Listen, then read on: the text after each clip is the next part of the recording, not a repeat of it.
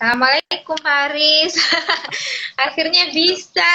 Jadinya oh gitu berarti ya alhamdulillah malam ini bisa akhirnya bisa ngobrol sama Pak Haris walaupun ada kendala nih kita masih meraba-raba tadi ya. Ya, ya Pak Haris. Jadi Oke, Bu. iya udah banyak udah ini juga ya. Nanti kalau live-nya ke saya gimana ini bisa caranya ya Pak Haris? Saya juga masih belajar. Tapi ini ya nanti kita bisa simpen kali ya buat ini buat Insya Allah, informasi insya Allah. yang ini. Oke Pak Haris, Oke, saya oke. apa ya pertamanya saya eh, awalnya gimana mau ngajak Pak Haris nggak ya apa beliau sibuk gitu. Jadi pas saya hubungi Bapak dan Bapak langsung bersedia ya saya ngerasa senang sekali gitu karena memang banyak yang belum tahu nih Pak sebenarnya tentang sekolah alam ini gitu. Jadi kalau buat yang malam ini bergabung mungkin bisa saya perkenalkan dulu sedikit. Pak Haris adalah salah seorang kepala sekolah. Pak Haris kepala sekolah di Sekolah Alam Indonesia Meruyung. Nah, kebetulan kepala sekolahnya Fatan nih. Kalau Fatan melihat sosok Pak Haris nih, saya cerita dulu, Pak Haris itu bunda gitu. Pak Haris kepala sekolah, iya. Kok nggak kayak cikgu besar ya yang ada di Ipin Upin gitu. Jadi Pak Haris itu nggak galak yang di pikiran anak-anak kan gitu ya. Kalau melihat Ipin Upin, oh kalau kepala sekolah itu begini nih penampakannya. Tapi pas Fatan masuk dan ternyata wah langsung deket sama Pak Aris gitu. Jadi Pak Aris memang dekat dengan anak-anak.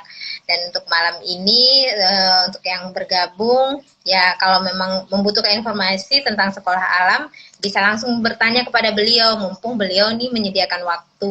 Apalagi sekarang memang pas waktunya ya Pak ya momennya lagi pada bingung-bingung mungkin untuk memilih sekolah untuk putra-putri tercinta. Jadi ya kita membagikan informasi tentang sekolah alam mungkin bisa jadi pilihan untuk ayah bunda. Jadi Pak Haris mungkin bisa cerita Pak sekolah alam ini sebenarnya seperti apa, awal mula terbentuknya sekolah alam ini gimana gitu, sejarahnya dulu. Monggo Pak Haris. Oke. Assalamualaikum warahmatullahi wabarakatuh.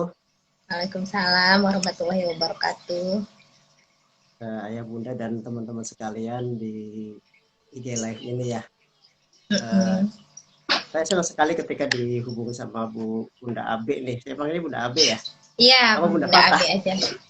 Terserah Pak Haris mau Bunda Fatan, Bunda Abe. Bunda Abe itu cuma nama ini aja Pak, biar lebih gampang diingat gitu. Gitu ya. Iya tadi juga, aduh, saya agak agak melatih diri ngomongin Bunda Abe nih. Nanti Oh salah iya, nanti jadi Bunda Fatan gitu. ya boleh Bunda Fatan aja, Iya. biar yang lain juga. Jadi saya juga bergabung dengan Sekolah Alam Indonesia itu tahun 2014 ya. Ya memang Mm-mm. ternyata salah satu sekolah yang saya cari utama dengan modelnya. Jadi mungkin saya tidak akan banyak ngomongin tentang sejarahnya nih, karena saya Ya. juga dapat cerita tutur saja gitu ya dari para pendiri gitu. Dan yang alhamdulillah sampai sekarang saya masih melihat konsistensiannya begitu. Jadi begini Bunda Be, saya mau Mm-mm. ceritain kenapa kemudian saya semakin cinta dengan Sekolah Alam Indonesia ini gitu ya. Mm. Eh, saya jadi guru udah lama banget, dari sekitar tahun Sebelumnya, 2003. oh sebelumnya di mana Pak? Tahun Mengajar di? tahun 2003 itu saya udah jadi guru dan Mm-mm. kemudian apa namanya ketika saya mengajar mencari-cari satu sekolah yang kemudian dan ada banyak hal lah yang kemudian saya mencari sesuatu sekolah itu harusnya seperti apa begitu. Mm. Dan akhirnya saya menemukan Sekolah Alam Indonesia yang kemudian dari para pendiri, para guru-guru awalnya begitu ya, menceritakan Mm-mm. bagaimana Sekolah Alam ini kemudian didirikan. Mm-mm. Kira-kira di tahun 1998 tuh didirikan Sekolah Alam waktu itu ya. Yang kemudian dilatar belakangi dengan kondisi sekolah yang kemudian anak-anaknya kok dijadikan seperti kayak robot, mohon maaf ya. Ya, ya. untuk menghafal, untuk mengikuti sistem yang dibikin, kemudian anak-anak mengikuti, kemudian memakan kurikulum yang disediakan oleh sekolah gitu ya. Sepertinya betul-betul diciptakan sedemikian rupa sehingga anak-anak nanti akan jadi ini, jadi itu dan lain sebagainya. Padahal sejatinya manusia itu tidak bisa dibegitu. Nah, makanya dibikin satu sekolah yang kemudian ini sekolah yang memerdekakan waktu itu. Sekolah yang membebaskan begitu ya waktu itu. Jadi anak-anak itu berkreasi, memiliki voice and choice gitu ya. Apa yang ingin dia pelajari, apa yang kemudian ingin dia tekuni begitu. Maka saya juga melihat ketika dari proses pembelajarannya di sekolah alam ini, anak-anak betul-betul eksplor begitu. Jadi kenapa mungkin nanti akan saya ceritakan salah satunya kenapa di sekolah alam itu tidak menggunakan satu buku khusus begitu ya. Jadi untuk kelas 1 pakai buku ini, kelas 2 buku ini, kenapa nggak menggunakan begitu? Ini mungkin juga nanti insya Allah akan saya ceritakan. Tapi sejatinya kenapa sekolah alam muncul adalah tadi bahwa kita itu sah dengan generasi yang kemudian mengikuti satu sistem yang kayaknya dipaksakan. Padahal semua orang setuju jangan mengajari ikan terbang, jangan mengajari burung berenang dan lain sebagainya. Semua orang kayaknya setuju, tetapi ketika masuk dalam dunia sekolah mau nggak mau tuh Fatan harus bisa matematika, Fatan harus bisa sains, Fatan juga harus bisa bahasa Indonesia, kayaknya dipaksa harus bisa, nilainya harus 9, semua nih. Padahal Allah menciptakan manusia itu sesuatu yang unik, yang kita semua tahu lah bahwa pasti dalam diri manusia itu ada kelebihan-kelebihan yang memang ini akan dijadikan sebagai perannya dia dalam kehidupannya nanti. Betul, ya benar Pak. Jadi sekolah alam ini mendidik anak itu sesuai fitrah ya, berarti mereka tuh punya pilihan, mereka punya hak gitu, walaupun mereka anak-anak mereka punya hak untuk memilih mana yang mereka sukai, mana yang tidak. Seperti Pak Aris bilang tadi, mereka nggak diciptain untuk mengikuti sistem yang ada gitu. Jadi kalau seakan mereka itu nggak punya pilihan lain, kayak tadi Pak Haris bilang bakatnya nggak di matematika dipaksa untuk matematika, sementara kan semua anak itu punya masing-masing punya kelebihan, masing-masing punya potensi, nggak semua anak itu harus jadi ahli matematika kayak gitu ya. Jadi ya itu dia yang ditawarkan sekolah alam, melihat fenomena itu yang terjadi selama ini nih, karena sekolah alam kan kalau di Indonesia baru ya Pak Haris, maksudnya terbilang baru. Dengan sistem yang ada sekarang ini, alhamdulillah juga mulai berkembang nih, mulai banyak yang ngeh nih sekolah alam untuk anak-anak mereka bisa merdeka gitu ya. Jadi apa nih Pak Haris, saya ini dengan jargonnya sekolah alam nih, iman ihsan. Nah, mungkin itu ada Pak Haris bisa ceritain nggak itu maksudnya apa Pak, filosofi dibalik kata-kata jargon itu? Ya, mungkin saya bisa menceritakan bahwa ini perjalanan proses manusia yang kemudian ini saya kalau menelusuri ini jadi terenyuh sendiri begitu ya, bahwa yang pertama kita semua tahu bahwa tidak lain tidak bukan tujuan penciptaan manusia di dunia ini adalah untuk beribadah kepada Allah. Lama khalaqtul jinna wal insa illa liya'budun. Ya, kemudian ini menjadi cikal bakal nih bahwa ini adalah yang kita didik itu sebagai semuanya untuk beribadah. Kemudian ketika mereka tahu bahwa ini untuk beribadah, mereka udah nyerahin diri semuanya ke Allah nih. Maka dia akan tahu betul bahwa posisi perannya ini sebagai kontributor. Manusia sebagai kontribusinya apa di dalam dunia ini. Jadi purpose-nya apa begitu ya. Selain tadi why-nya udah jelas, kita sebagai hamba Allah yang kemudian mesti beribadah kepada Allah, kemudian kontribusinya apa. Nah, kalau kita nanti saya coba menerjemahkan ini dengan jargon iman ihsan gitu ya. Value-nya, core value-nya SAI itu yang iman ihsan ini. Nah, kemudian perannya ini yang kemudian menjadi khalifah fil ard. Ini mesti tahu betul. Nah, nanti mudah-mudahan waktunya nyampe, saya akan menceritakan dari awal, dari TK kemudian sampai SAI gitu ya. Setelah Khalifah fil ard itu yang kemudian kita mesti, ya ini kan doa-doa kita nih selanjutnya nih, Qurrata'yun. Kemudian menjadi lil muttaqina imama. Naik level lagi tuh. Yang kemudian kita tahu betul bahwa apalagi ini sering disampaikan oleh founding father-nya SAI juga ya, bahwa rahmatan lil alamin, Islam rahmatan lil alamin, menjadikan generasi ini kemudian ilmunya itu berperan sebagai rahmatan lil alamin dan sebagainya. Ini tadi empat level ini yang kemudian kita merenungkan ini. Tadi yang pertama sebagai Abdullah, kita beribadah kepada Allah, kemudian menjadi khalifah.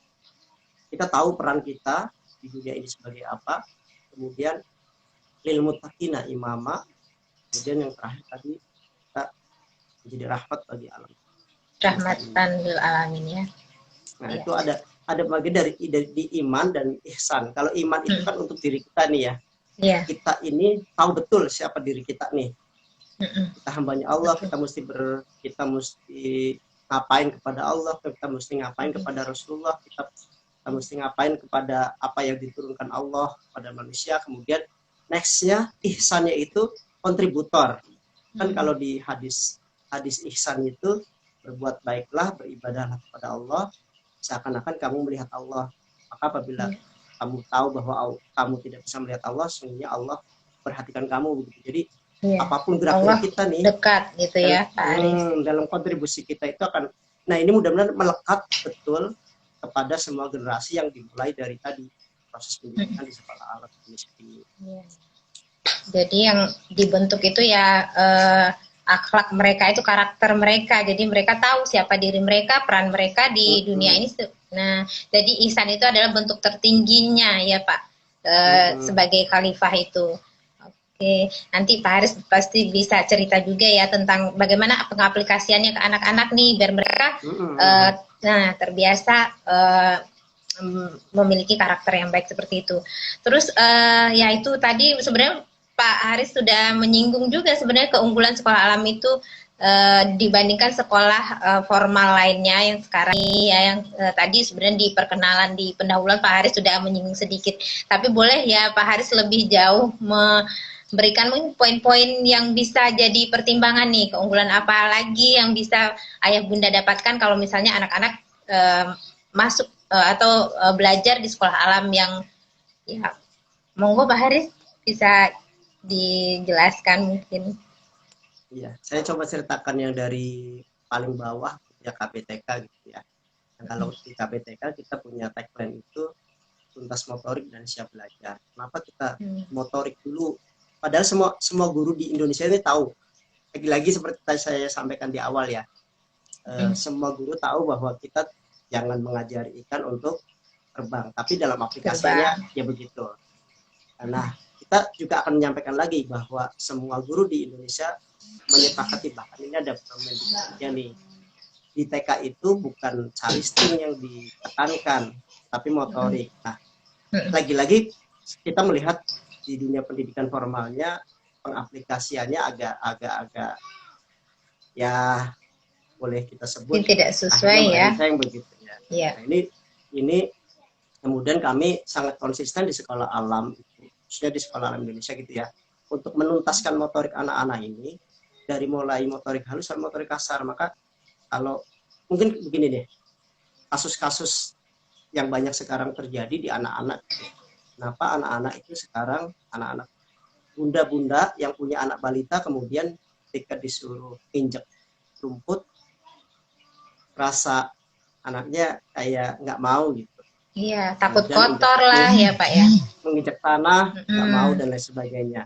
Padahal semua bunda mungkin kalau sering ikut parenting tahu betul apa manfaatnya ketika anak-anak itu nyeker kayak kita zaman dulu kali ya. Dulu kita nyeker karena nggak punya sendal. Sekarang kita nyeker. Sekarang nyekernya disuruh karena ada ininya.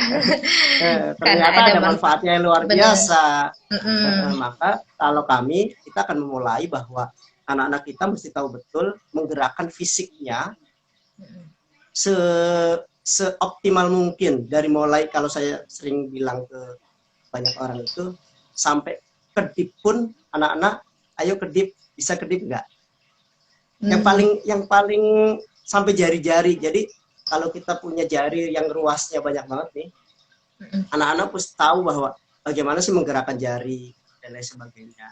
Sampai kemudian duduk tegak, duduk santai, duduk dan lain sebagainya, berdiri, berjalan, berlari. Bahkan kalau kita lihat banyak sekali psikolog yang sekarang menyayangkan begitu ya. Kita melihat anak-anak berlari itu posisinya nggak benar. Nah, ini sangat diperhatikan detailnya oleh guru-guru kita di Sekolah Alam Indonesia. Bagaimana, kenapa? Jadi kalau misalnya kita nyuruh anak kita lari itu bukan hanya sekedar main saja, tapi guru kami itu tahu betul ini ada anak-anak yang mesti dibetulin nih cara larinya. Loh, cara lari dibetulin ya? Iya, karena ini menyangkut tubuh mereka yang kemudian saling berhubungan begitu ya. Sehingga nanti ketika dia masuk posisi usia belajar, kita sebut usia belajar itu sebenarnya adanya di SD, bukan di TK. Nah, makanya untuk TK mempersiapkan bagaimana caranya anak-anak ready untuk bersekolah di SD. Makanya jangan apa ya, jangan ngeluh kalau misalnya banyak anak-anak suruh nulis cepet capek, suruh duduk cepet capek, suruh berdiri gampang. Endurance untuk melakukan kegiatannya lemah banget karena pada waktu kecilnya ini kurang terlatih motoriknya. Nah, ini yang kemudian kami nggak mau apa ya, kalau sekarang kan ada istilah hutang pengasuhan gitu ya. Nah, kita nggak mau melewati sisi itu gitu. Jadi ketika anak-anak masuk ke mulai usia TK ya di Sekolah Alam ini, kita akan mengenalkan motorik yang luar biasa. Sampai kemudian outbound. Kenapa sih outbound? Bukan hanya senang-senangnya saja, senang-senang iya, tapi ada sesuatu yang para guru itu mengincar. Ada maknanya ya. Betul. Makanya kami sering nyebut mainanku bukan main-main, itu di situ sebenarnya kelihatannya main-main gitu ya. Mungkin Bunda Abi sering dengar lah istilah mainanku bukan main-main. Iya. Benar Pak Haris. Jadi kalau di Sekolah Alam TK-nya itu benar-benar dituntaskan dulu nih anak-anak dengan motorik mereka. Jadi pas udah SD mereka nggak bermasalah lagi ya dengan masalah motorik tadi, karena di Sekolah Alam kita tahu sendiri itu membutuhkan fisik yang kuat gitu ya Pak Haris ya. Jadi mereka harus memang siap untuk belajar kalau untuk TK-nya ya. Nah, bukan main-main memang di Sekolah Alam memang bukan main-main. Kadang saya juga mungkin orang secara luar atau secara kasat mata aja melihat, loh ngapain sih sekolahin anak di Sekolah Alam, kerjanya main doang gitu. Kalau di zaman belum pandemi ini Pak Haris, jadi anak-anak tuh ke sekolah senang gitu. Maksudnya mereka nggak ngerasa sekolah, maksudnya nggak merasa belajar. Jadi kalau Fatan ditanya, udah nggak usah sekolah kan lagi sakit atau apa, dia pasti nggak mau disuruh nggak sekolah, kecuali benar-benar udah nggak bisa ya. Jadi karena senang di sekolah, senang, dan pulang pun harus main dulu gitu. Jadi kalau ditanya belajar apa tadi, aku nggak belajar, aku tadi cuman ngejar-ngejar burung atau apa, main sama batu gitu. Jadi sebenarnya ya kan usia segitu emang belajar itu dari proses bermain itu ya Pak Aris, ya, apalagi untuk TK ya tadi Pak Aris sudah jelaskan. Ya betul, dan motorik mereka memang harus dioptimalkan pada usia-usia segitu. Baik, lanjut mungkin ke SD-nya Pak. Kalau mereka udah siap, terus di SD-nya apa saja nih yang tadi betul tuh masalah main. Ini masalah main sebenarnya bisa dibahas tuntas sendiri Bunda B. Ini luar biasa. Kalau kami belajar dari Kang Zeni ya, Kang Zeni itu kalau ayah Bunda tahu yang punya komunitas Hong di Bandung. Kami belajar makna main dari beliau itu luar biasa. Kenapa? Jadi kalau misalnya nyuruh anak-anak kita itu, jangan main, itu sama aja anak-anak nyuruh kita, Pak jangan kerja. Itu kan saya. Jadi ini kami lagi kerja gitu kata anak-anak. Kami lagi main ini aktivitas. Jadi juga tidak boleh dirampas waktunya. Nah makanya ketika di sekolah bagaimana mengemas mereka belajar itu tetap harus main. Nah, maka memang ini banyak yang tadi yang Bunda Abi yang kemudian banyak orang yang paham, kemudian ini di sekolah alam ngapain sih tiap hari cuma main doang gitu ya. Bahkan anak-anak ketika ditanya gitu ya, hari ini belajar apa, pasti mereka kan belajar apa ya, aku nggak belajar gitu, ya, jadi bingung belajar, ditanya gitu. Belajar apa ya katanya. Jadi iya. Mak, kalau ini kami mendengarkan tadi ya Kang Zain itu luar biasa. Oh ternyata justru dari sanalah awal kemudian mereka merasa bahwa saya berharga loh, saya itu makhluk hidup yang kemudian saya melaksanakan perannya. Nah, dari dalam proses main itu juga ada interaksi-interaksi kan. Ya justru sekarang lagi mulai terangkat tuh, banyak orang yang mulai melihatin collaboration dan communication gitu ya. Ini akan didapatkan ketika mereka berinteraksi dalam main, yang bukan kepura-puraan ya. Ketika belajar ini kemudian mereka proses main. Kalau ngomongin model yang di Sekolah Alam Indonesia ini, khususnya di SAI Meruyung ini, tentang project based learning itu luar biasa. Sembari mereka main membuat sesuatu, kan kayaknya kalau saya ngelihat foto-fotonya Fathan itu luar biasa ya. Kalau bikin sesuatu dari mulai A sampai kemudian hasilnya gitu, itu kan kesannya kayak main gitu ya. Mungkin padahal itu adalah suatu project yang kita sebutkan project based learning tadi ya. Dan kemudian project based learning ini akhirnya alhamdulillah sekarang sih sudah mulai masuk nih ke sekolah yang ini ya. Alhamdulillah lah, ini luar biasa. Dan ini awalnya sebenarnya ini dari sekolah alam ini ya Pak ya, PJBL apa project based learning ini. Sebenarnya saya juga mendengar kata-kata PJBL tuh awalnya dari itu pas Fatan masuk kan kita dijelasin dulu nih tentang project. Wah seru ini karena ya Fatan di rumah juga sebelum masuk ke sekolah saya memang melakukan itu gitu. Tapi saya nggak ngerti ini sebenarnya maksudnya project belum dikasih judul Pak Haris. Jadi dulu memang Fatan selalu bermain dengan kardus, terus ya menciptakan sesuatu kayak gitu. Jadi makanya saya tertarik pas ke sekolah alam, wah ini cocok, maksudnya pas dengan yang saya udah memang saya udah ini dengan Fatan gitu di rumah. Iya. Dan disinilah anak-anak akhirnya terbentuk rasa ingin tahu, kreativitasnya gitu ya Pak Haris, dengan proyek-proyek yang mereka lakukan ini. Mereka berproses di situ. Lebih dalam lagi nanti kita akan cerita tentang project based learning ini di metode belajar kali ya Pak Haris ya. Oh boleh. Di metode belajarnya nanti kan Pak Haris bisa jelaskan. Nah, ya kita mau masuk ke metode nih sekarang. Pas banget kita masuk ke metodenya untuk pengaplikasian nih dari yang tadi ya harapan kita ya menyekolahkan anak ke sekolah alam. Pastinya pengen tahu nih metode seperti apa nih yang akan diterapkan gitu untuk anak-anak. Monggo Pak Haris. Iya, yang tadi kita obrolin gitu ya, bermain begitu, kemudian project. Ada dua sebenarnya sebelum project based learning itu ada istilah problem based learning. Disingkat PBL, sama-sama PBL, makanya project based learning kami singkatnya ada J-nya tuh, J kecil. Iya.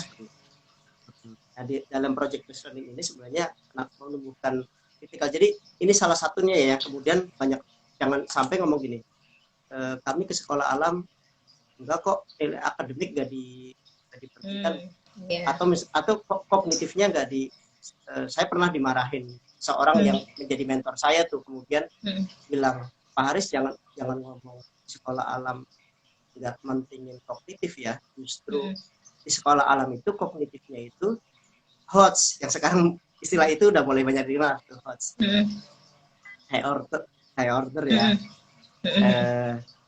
Bukan hanya C1 sama C2 cuma mengerti kemudian menghafal, dan cuma sebegitu, tapi justru anak-anak sekolah alam itu sampai C6 tuh, sampai kreativitasnya muncul, critical thinkingnya muncul. Nah ini itu kognitif. Kalau dalam taksonomi itu ini kognitif tertinggi nih, dan itu dimiliki oleh anak-anak sekolah alam yang kemudian tadi melalui proyek. Kenapa dalam ingat tadi di awal saya sampaikan kenapa sih tidak ada buku paketnya gitu ya. Jadi metode belajarnya kalau saya menyebutkan ini induktif. Jadi anak-anak belajar dulu, kemudian nanti merangkum Jadi merangkumnya di akhir setelah mereka melakukan sesuatu. Kayak misalnya project based learning. Kita ambil contoh tema apa ya? Lagi tema apa sekarang? Yang sekarang kali ya. Tema sekarang apa temanya tentang air, kalau Fatan lagi belajar air nih air, Pak Aris ya. Nah, misalnya tentang air ya. Maka kalau dulu kita sekolah biasanya gini. Kalau kita belajar air, maka guru kita akan menyodorkan ini loh sifat-sifat air. Terus kita suruh ngapalin air. Mengalir dari tempat tinggi ke tempat rendah. Air.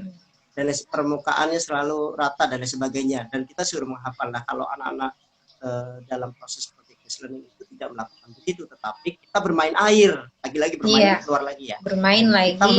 Bermain air, kemudian membuat satu produk dari sesuatu yang air. Nggak tahu nanti mungkin kelas Fatan akan bikin apa dan lain sebagainya, akan ada diskusi tersendiri antara guru dan siswanya gitu ya.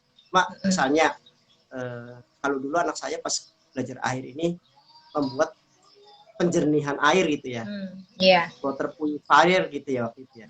Iya, memang iya sekarang. Nah, dulu waktu anak saya bikin itu tuh, kemudian mereka jadi tahu, oh ternyata air itu dari atas ke bawah, maka kita harus bikin saringannya begini. Nah, itu kemudian anak-anak jadi tahu sendiri, oh ternyata sifat-sifat air itu termasuk punya tekanannya seperti apa, menekan ke segala arah gitu ya. Walaupun kalimatnya bukan menekan segala arah. Kenapa mungkin antara saya sama Bunda Abe kata-katanya sama nih, menekan ke segala arah. Terus karena kita menghafal teks buku itu ya. Iya, kalau zaman dulu kan itu yang tertanam Pak Haris. Sekarang air ini begini. Jadi menghafal kita disodorkan dengan ya benar. Kalau anak sekarang kan mereka punya definisi sendiri karena mereka mereka punya kata-kata sangat variatif gitu ya. Yang penting tahu maksudnya bahwa airnya itu begini dan sebagainya. Kayak misalnya saya pernah pengalaman ketika saya ngajar kelas 3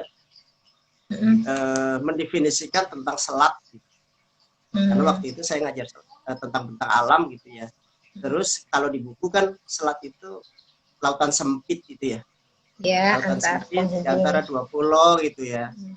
Pas saya ajak ke Selat Sunda, sempit kayak apa kok segini lebarnya. Nah itu dia yang menariknya Pak Haris. Kalau di sekolah alam mereka belajar langsung dari sumbernya gitu. Jadi mereka nggak cuma membayangkan kayak gitu, sempit seperti apa. Nah pas kesana kok nggak sempit ya. Tapi sekarang itu yang hilang berarti Pak Haris ya. Jalan-jalan itu jadi nggak bisa lagi sejak pandemi ini. Oh iya Pak. Mudah-mudahan nanti waktu kita nyampe lah kita sampai membahas itu ya. Ada mulai ide-ide udah mulai keluar untuk membuat satu solusi tadi. Nah tadi kita kembali lagi ke tadi bahwa anak-anak itu belajar merangkum sesuatu itu setelah mereka melakukannya. Jadi definisi satu anak dengan anak lain bisa berbeda redaksinya.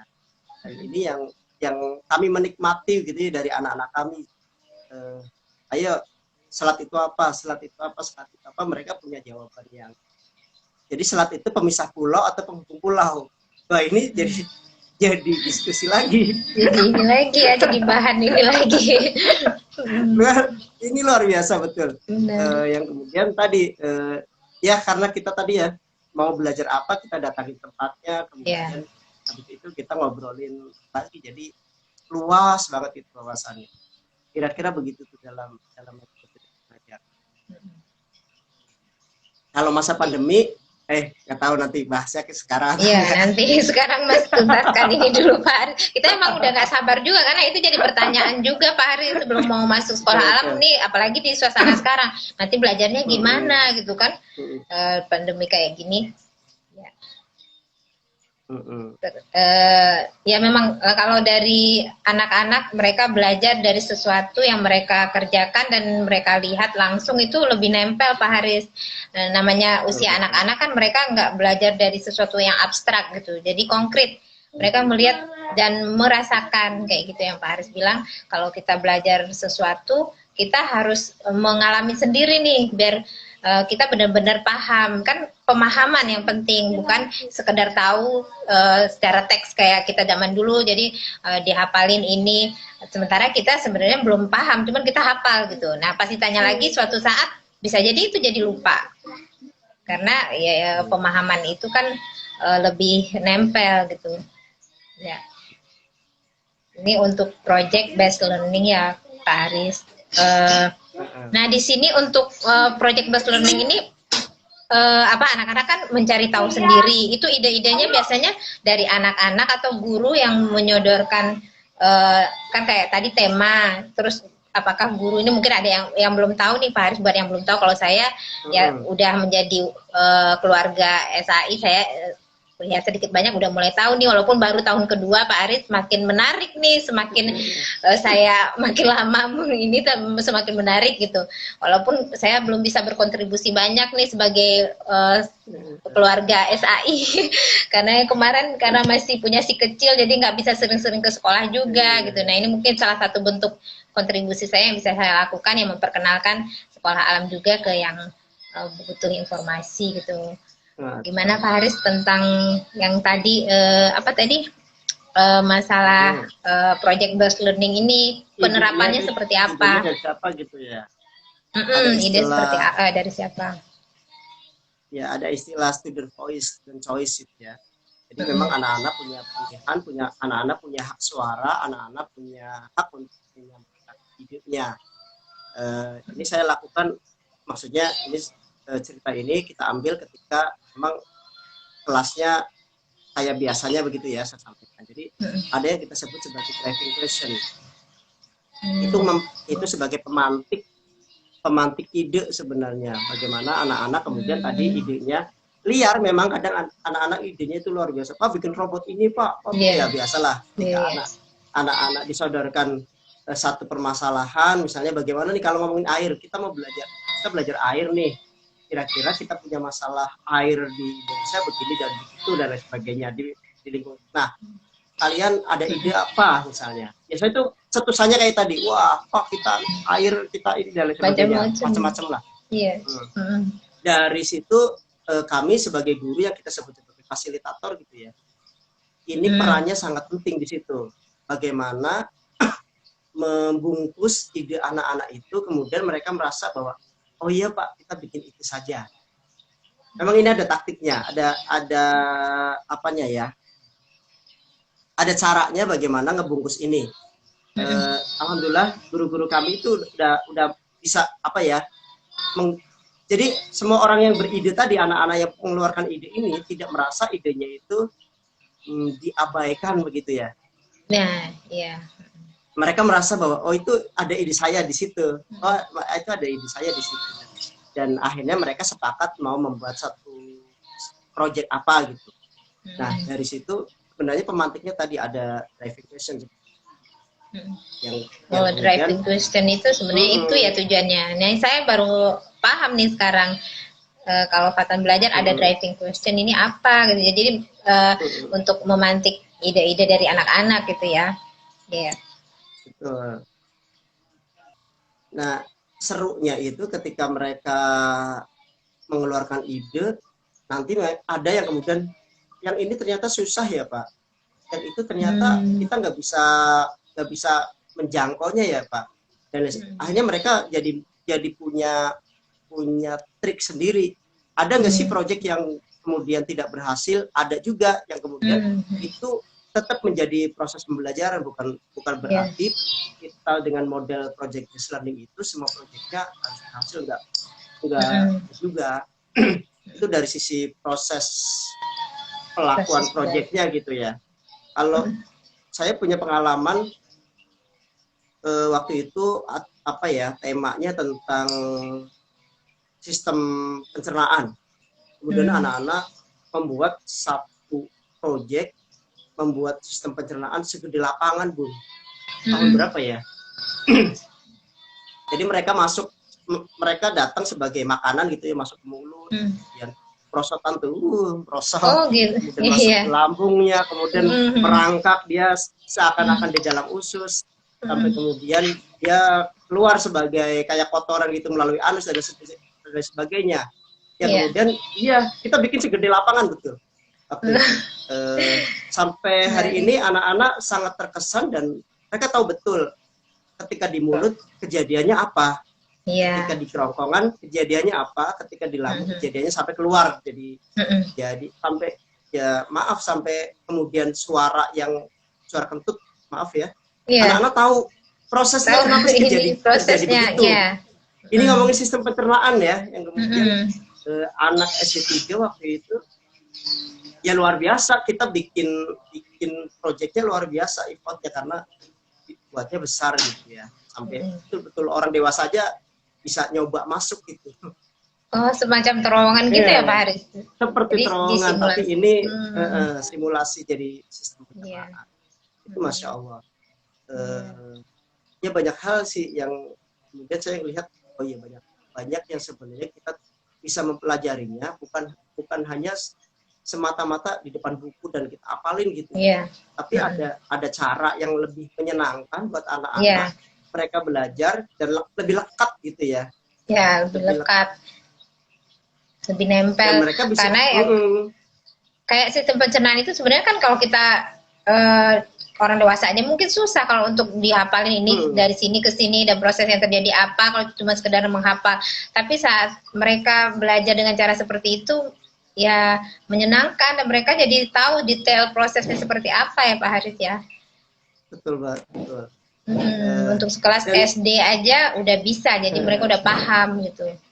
Padahal dulu saya belajarnya, mungkin kita belajarnya di biologi kali, sampai ada istilahnya males belajar ini gitu, karena menghafal itu yang kadang kan ada anak yang nggak suka gitu untuk menghafal. Nah, itu dia, jadi dipaksakan kayak Pak Haris bilang, kurikulum yang dipaksakan, mereka mau tidak mau harus suka maupun tidak suka harus ikut gitu ya. Ya banyak sih kalau kita cerita tentang project based learning ya, kita Sekolah Alam Indonesia Meruing itu pakai model project based learning. Kita menyebut itu project based learning itu dari tahun 2011 kan. Walaupun ternyata setelah saya telusur sebelum kalimat project based learning ada di Sekolah Alam Indonesia Meruing itu ya sebenarnya banyak melakukan project-project cuma lompat-lompat gitu. Jadi ada ini kemudian nggak sistematis itu, ya. Nggak sistematis. Nah kemudian akhirnya kita coba sistematiskan bagaimana pembelajaran itu yang kemudian ternyata itu adalah project based learning itu muncul. Jadi project ini dan akhirnya ternyata kita juga tahu ya Bunda Api ya, bahwa ternyata di dalam dunia kerja juga istilahnya project gitu ya. Oh ada project ini, saya lagi bikin project ini, saya lagi project ini. Ternyata oh ini pas banget nih kalau kita ngomongin ke anak-anak sekolah mengenalkan dunia-dunia begitu. Jadi kamu punya project apa, kemudian planningnya kayak apa agar projectnya berhasil, walaupun belum mesti berhasil ya, tetapi mereka tahu proses perjalanannya sampai kemudian apa yang pengen disampaikan sih dari project. Bahkan biayanya kalau sudah kelas besar. Kalau masih kelas kecil sih masih ini ya, tapi kalau kelas besar mereka udah mulai biaya. Udah lebih ini lagi ya untuk proyeknya. Nah kalau dengan proyek ini anak-anak ngerasa keren nih Pak Haris, proyek gitu. Jadi kalau kita sodorkan proyek apa nih kalian, dan juga mereka belajar kayak Pak Haris bilang nggak harus berhasil karena nggak bisa dikatakan gagal. Kayak misalnya menanam, kemarin Fata menanam jagung ternyata nggak berhasil. Nah coba cari tahu kenapa nih jagungnya nggak tumbuh. Oh ternyata diiniin sama kucing gitu. Jadi mereka belajar jadi kedepannya seperti apa nih biar bisa berhasil. Mereka tahu solusinya, bisa tahu sendiri, dan penyebabnya juga mereka jadi tahu gitu. Jadi sangat menarik sih kalau saya lihat untuk metode PJBL ini. Dan di akhir PJBL juga anak-anak kan ada selebrasi ya Pak Haris ya. Nah ini sebenarnya yang ditunggu-tunggu sama anak-anak setiap setelah tema satu selesai dan ada selebrasi. Dan biasanya juga selebrasi sebelum pandemi kan kadang keluar gitu. Tapi sekarang ya kondisinya seperti ini, selebrasinya virtual. Jadi anak-anak di rumah masing-masing. Mungkin Pak Aris bisa ceritakan selebrasi ini sebenarnya penilaian akhir atau bagaimana sih gitu Pak? Kalau dalam buku quantum learning di quantum teaching juga disebut sesuatu yang dipelajari anak-anak kita mesti melakukan selebrasi minimal dengan bilang sip, tepuk tangan buat Iya, anak-anak. kata-kata selebrasi itu seperti sederhananya sebenarnya seperti itu. Jadi kalau kita lihat dari proses tadi sebenarnya ini yang belajar itu kalau Bunda Abe sekarang dengan istilah student center gitu ya. Ya kan sekarang udah mulai tuh di kurikulum 2020 student center. Ini yang kemudian kita sebenarnya sudah melakukan itu di sebelum kalimat muncul gitu. Nah, termasuk sampai pada proses terakhirnya yang disebut selebrasi. Jadi bukan, Pak Guru hebat bisa membimbing kami sampai segini, bukan, tapi gurunya yang kemudian memberikan apresiasi kepada anak-anak. Kamu top banget. Cuma ini kita memang sengaja bikin sesuatu yang luas. Yang bilang hebat bukan cuma gurunya saja nih, tapi teman-temannya juga ikut tangan, orang tuanya ikut menyaksikan, kemudian apalagi dengan virtual ini justru semakin lebih luas lagi. Luas, iya jangkauannya. Kalau SD 6 itu kemarin justru mereka bikin webinar tuh, jadi pesertanya itu bukan cuma satu sekolah, ada orang lain yang tadi bisa menyaksikan gitu. Nah inilah proses selebrasi sebenarnya. Selebrasi itu kita mengapresiasi apa yang sudah dilakukan anak-anak. Bukan untuk, kamu berhasil nih proyeknya, kamu gagal nih proyeknya berarti nggak ditepuk tanganin, bukan itu, tapi kita akan melihat proses. Makanya dalam proses selebrasi sering kita tanyakan apa sih serunya di proyek ini, apa sih tantangannya di proyek ini, yang paling sulit pada waktu ngerjain apa. Kemudian ada satu pertanyaan lagi, setelah kamu belajar dari proyek ini, ilmu apa yang kamu bisa bungkus begitu ya, bisa kamu bungkus kamu sebagai oleh-oleh itu. Nah, ini pesan-pesan yang ada di dalam selebrasi sebenarnya, bukan hanya sekedar perayaan gitu ya, tapi yang paling terpenting adalah sebenarnya di proses pemberian apresiasi tadi. Kalau perayaannya ya ini salah satu ya kayak bentuk apresiasi aja ya Pak, bentuk apresiasi terhadap anak-anak. Kayak orang menikah itu sebenarnya akadnya doang, tapi kenapa sih harus dirame-rame prosesnya itu. Ini salah satu ya, kita memberikan apresiasi kepada anak-anak, kemudian ayo kita bikin perayaan namanya selebrasi. Biar anak-anak termotivasi juga. Betul. Apapun hasilnya gitu ya. Berhasil atau tidak berhasil proyeknya, tapi bukan pada hasil proyeknya, cuma dalam proses melakukan proyek kemudian kita apresiasi. Betul Pak. Prosesnya yang kita tekankan ya ke anak-anak. Jadi kamu nggak harus berhasil, tapi kamu sudah melakukannya dengan baik gitu, yang kita apresiasi. Benar. Sama kayak tadi ya, Fatan nanam jagung tapi nggak panen gitu ya. Itu bukan panen nggak panennya, tapi dalam prosesnya. Nah betul sekali, kalau misalnya tadi Fatan tahu kemudian apa masalahnya, kenapa panen, itulah belajarnya. Iya, disitulah proses belajarnya. Itu belajarnya itu. Ternyata karena kucing, berarti next kalau kita nanam bagaimana caranya biar kita merusak tanaman kamu yang masih muda dan lain sebagainya. Itu proses belajarnya justru sudah dapat pelajaran sebelum panen begitu ya. Iya.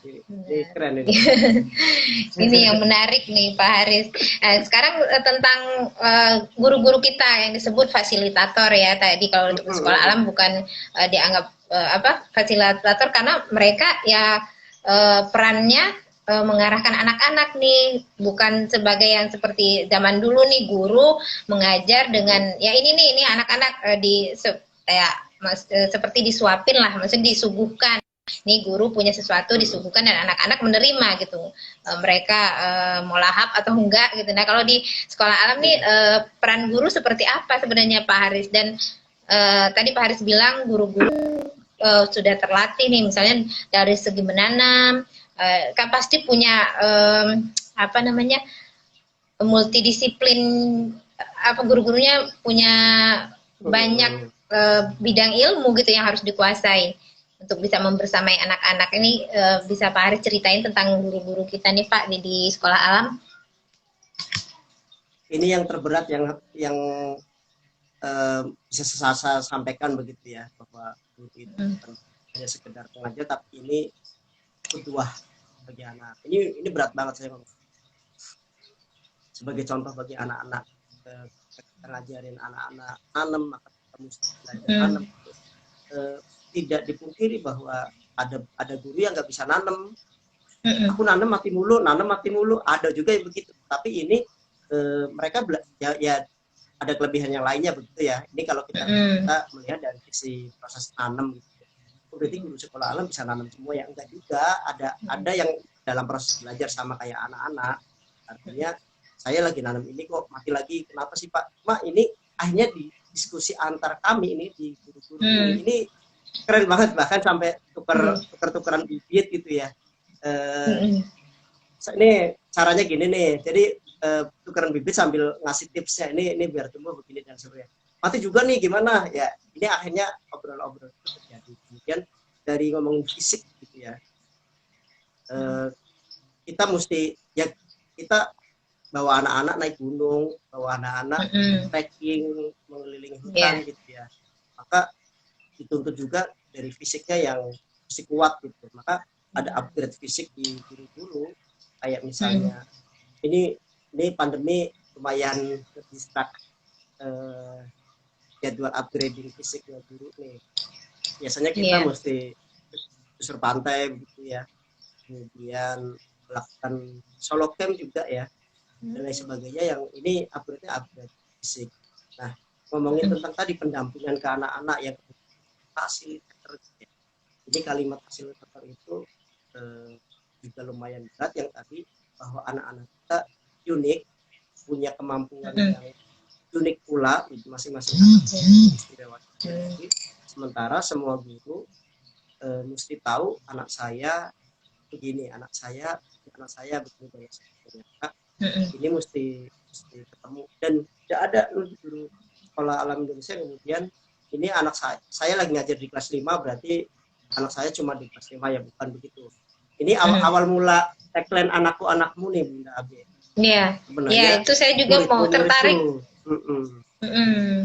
Anakku, anakmu, anak ya. Oh, ini juga berlaku untuk guru ya, bukan orang tua aja, tapi di guru juga begitu.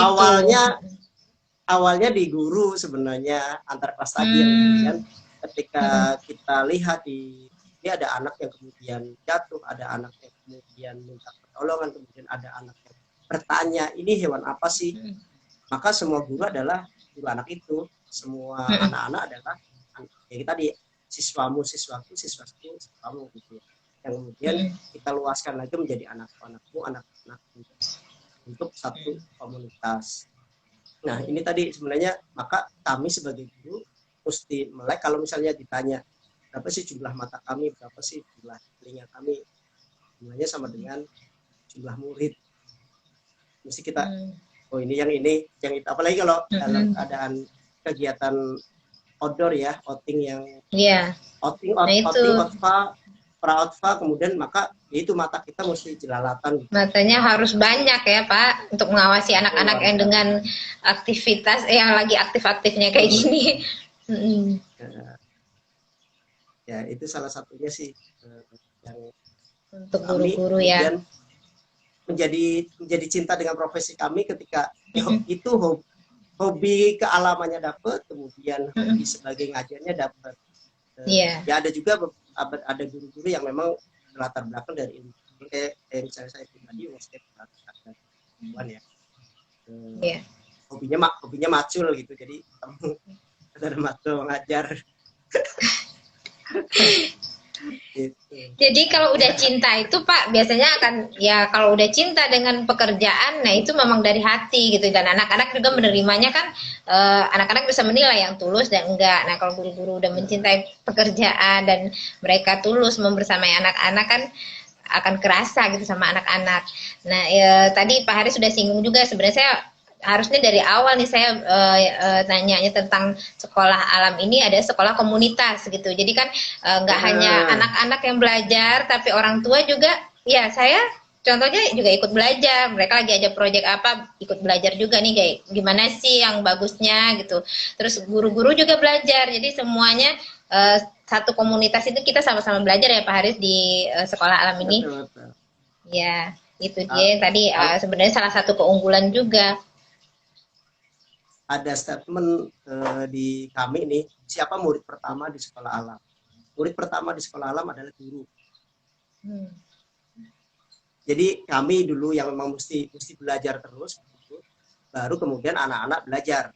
Nah tadi di kita betul tadi Bunda Abi, apalagi di brosur kita juga kita sebutin ya, bukan hanya siswa yang belajar, tapi guru juga belajar, orang tua juga belajar di sekolah. Orang tua juga belajar. Jadi, kita sama-sama belajar. Apalagi tadi ngomongin komunitas elit, gitu ya.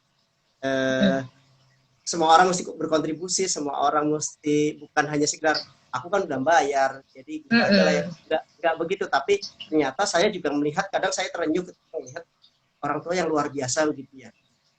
Kayak sekarang nih, nih malam-malam sekolahan gitu luar biasa banget. Dan saya juga pernah diajak ngopi sama bapak-bapak gitu sampai jam 1 malam ngomongin sekolahan anaknya gitu. Ini Masya Allah orang tua luar biasa gitu ya. Untuk kebaikan anaknya yang sebenarnya semua orang tua kayaknya pengennya seperti ini. Maka tepat sekali ketika Sekolah Alam Indonesia itu dijadikan sekolah berbasis komunitas, bahwa orang tua itu juga mesti dilibatkan dalam hal banyak proses begitu ya. Walaupun ada hal-hal yang mesti ini memang biarkan guru yang menjadi pengambil keputusannya, tetapi dalam proses diskusinya ini orang tua seringkali memang dilibatkan dalam beberapa outing. Kalau saya survei bareng orang tua, saya surveinya bareng orang tua loh. Kalau misalnya ke beberapa tempat yang mau outing, bahkan sebagai drivernya adalah orang tua sendiri, maka obrolan kita itu sudah bukan kayak kami guru situ orang tua kemudian gitu enggak, tapi benar-benar as a friend gitu. Jadi kita jadi enak ngomongnya, hanya luar biasa lah kita obrol akrab. Benar Pak Haris, itu yang berasa nih pas saya pertama masuk ke Sekolah Alam dan jadi salah satu keluarga besar, diterima sebagai keluarga besar Sekolah Alam Indonesia Meruyu. Itu hal yang pertama yang menjadi menarik nih buat saya dan ayahnya Fatan juga. Kan awal-awal bukan sebenarnya nanti nih, tapi saya yang pengen menyinggung sedikit, sebenarnya yang mau sekolah itu anak apa orang tua gitu, karena pertamanya kan orang tua dulu nih yang dites sebenarnya ya pas di Sekolah Alam, bukan anaknya tapi orang tuanya dulu. Terus orang tuanya diajak camping bareng-bareng gitu, ibunya juga ya. Saya merasakan itu pas pertama di Sekolah Alam. Wah, jadi kekeluargaannya memang berasa banget Pak Haris, yang tadi Pak Haris bilang kontribusi kita sebagai orang tua memang dituntut.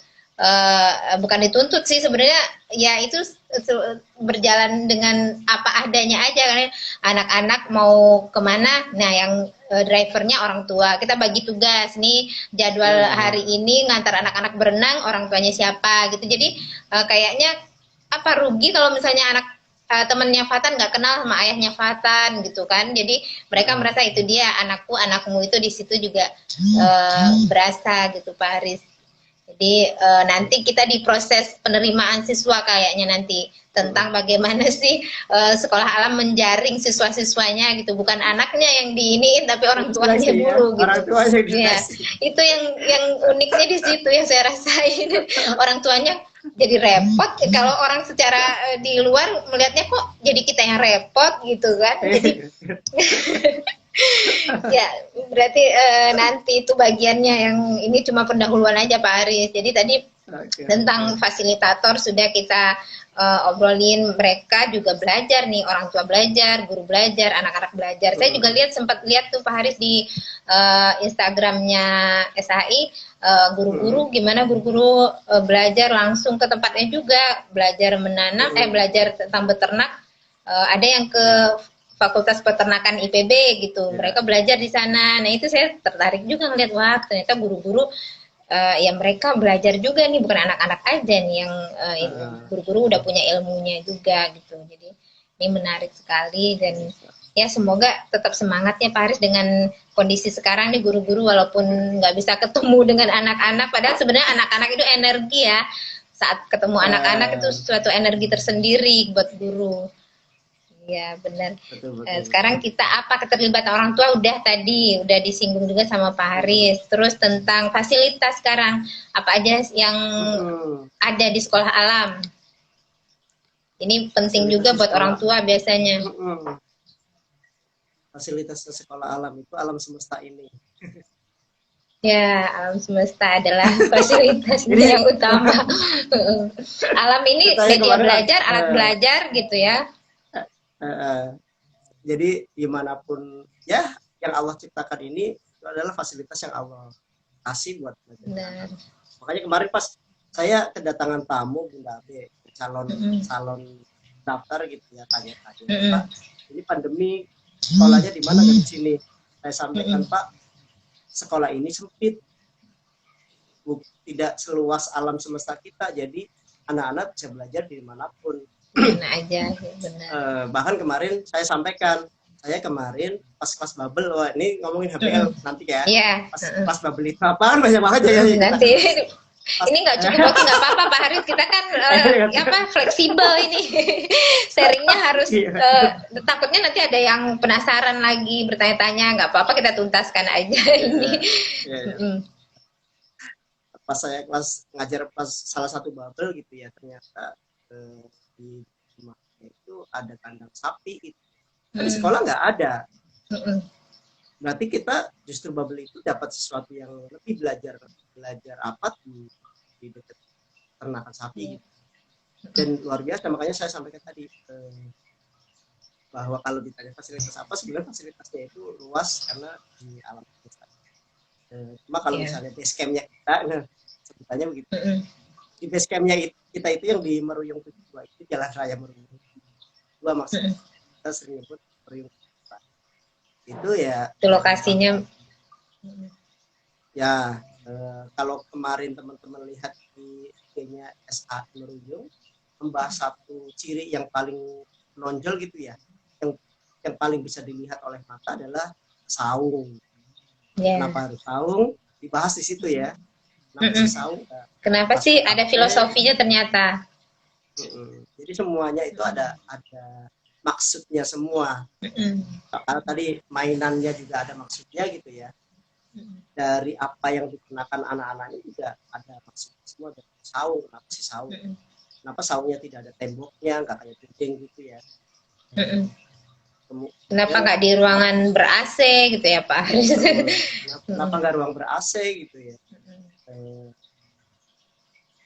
Bahkan ada satu orang tua siswa, kita OTS ya, orang siswa itu menyampaikan bahwa di Depok ini saya senang ketika masuk ke sekolah alam Indonesia Meruyung karena kelembaban ibadahnya bagus, sangat pas buat anak-anak. Ya kita tahu kalau di sekolah alam Indonesia Meruyung itu banyak pohon besarnya ya, yang kemudian suasananya jadi adem, yang tadi orang tua menyebutnya kelembaban udaranya bagus buat anak-anak, pas untuk anak-anak, panas, kemudian tidak lembab gitu ya, tapi pas karena tadi ada lapangan terbukanya yang tidak ada pohon besarnya, kemudian ada spot-spot yang banyak pohon besarnya begitu, kemudian lagi pas saung bisa melihat semuanya.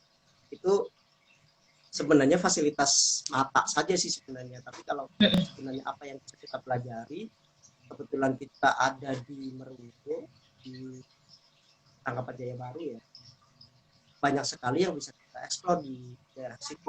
Kayak misalnya anak-anak sering belajar sesuatu di sungai belakang masjid. Ya, nangkep ikan. Nangkep ikan di sana, kemudian fasilitas juga. Itu kan fasilitas yang Allah berikan begitu ya. Iya. Banyak sekali yang kita eksplor yang sebenarnya anak-anak belajar, lagi-lagi tidak hanya di depan buku teks gitu ya untuk belajar satu tema, tapi silakan eksplor kemana kan. Kalau dari dengan masa pandemi ini juga akhirnya masing-masing itu di masing-masing potensi tempat belajar itu ternyata banyak juga gitu. Walaupun di kompleks lah ya, saya pernah belajar yang di komplek gitu ya, komplek perumahan yang mungkin orang nyebutnya di panas dan lain sebagainya, ternyata banyak sekali yang bisa anak-anak eksplor, bisa dieksplor ya. Itu luar biasa. Saya pernah ngajak anak-anak di taman kompleknya itu yang temuan anak-anak luar biasa untuk ngobrolin tentang belajar. Ya, ini salah satu fasilitas yang kemudian mungkin kalau misalnya ayah bunda masih melihat fasilitas apa sih yang dimiliki gitu ya. Dan sebenarnya kalau dimiliki semua kalau fasilitas itu ya tanpa batas gitu ya. Kalau untuk belajar di sekolah alam itu dimanapun bisa belajar gitu, harus bilang luas sekali konteksnya. Cuman karena fisiknya, mungkin secara fisiknya yang ada di sekolah alam itu ya tadi bangunan-bangunan yang seperti saung gitu, biar anak-anak lebih leluasa, terbuka ya, dan kreativitas mereka juga tidak dikekang dengan ada sekat-sekat gitu dinding-dinding, kan itu filosofinya yang sempat saya baca. Nah itu mungkin kalau lihat dari permainan-permainan, saya sempat ke sana kalau waktu Fatan sekolah, itu permainannya bukan permainan zaman sekarang gitu ya Pak Haris. Kalau ayunan bukan kayak TK sekarang yang ayunan dari besi atau perosotan dari besi, tapi itu dari ban bekas, dari ini di situ, tapi mereka senang gitu. Saya lihat lah perosotannya dari kayu yang di jadi ya mereka ke sekolah itu bukan untuk belajar tuh. Saya lihat di anak-anak mereka ke sekolah ya untuk bermain, itu yang mereka ini, makanya selalu semangat kalau untuk ke sekolah gitu.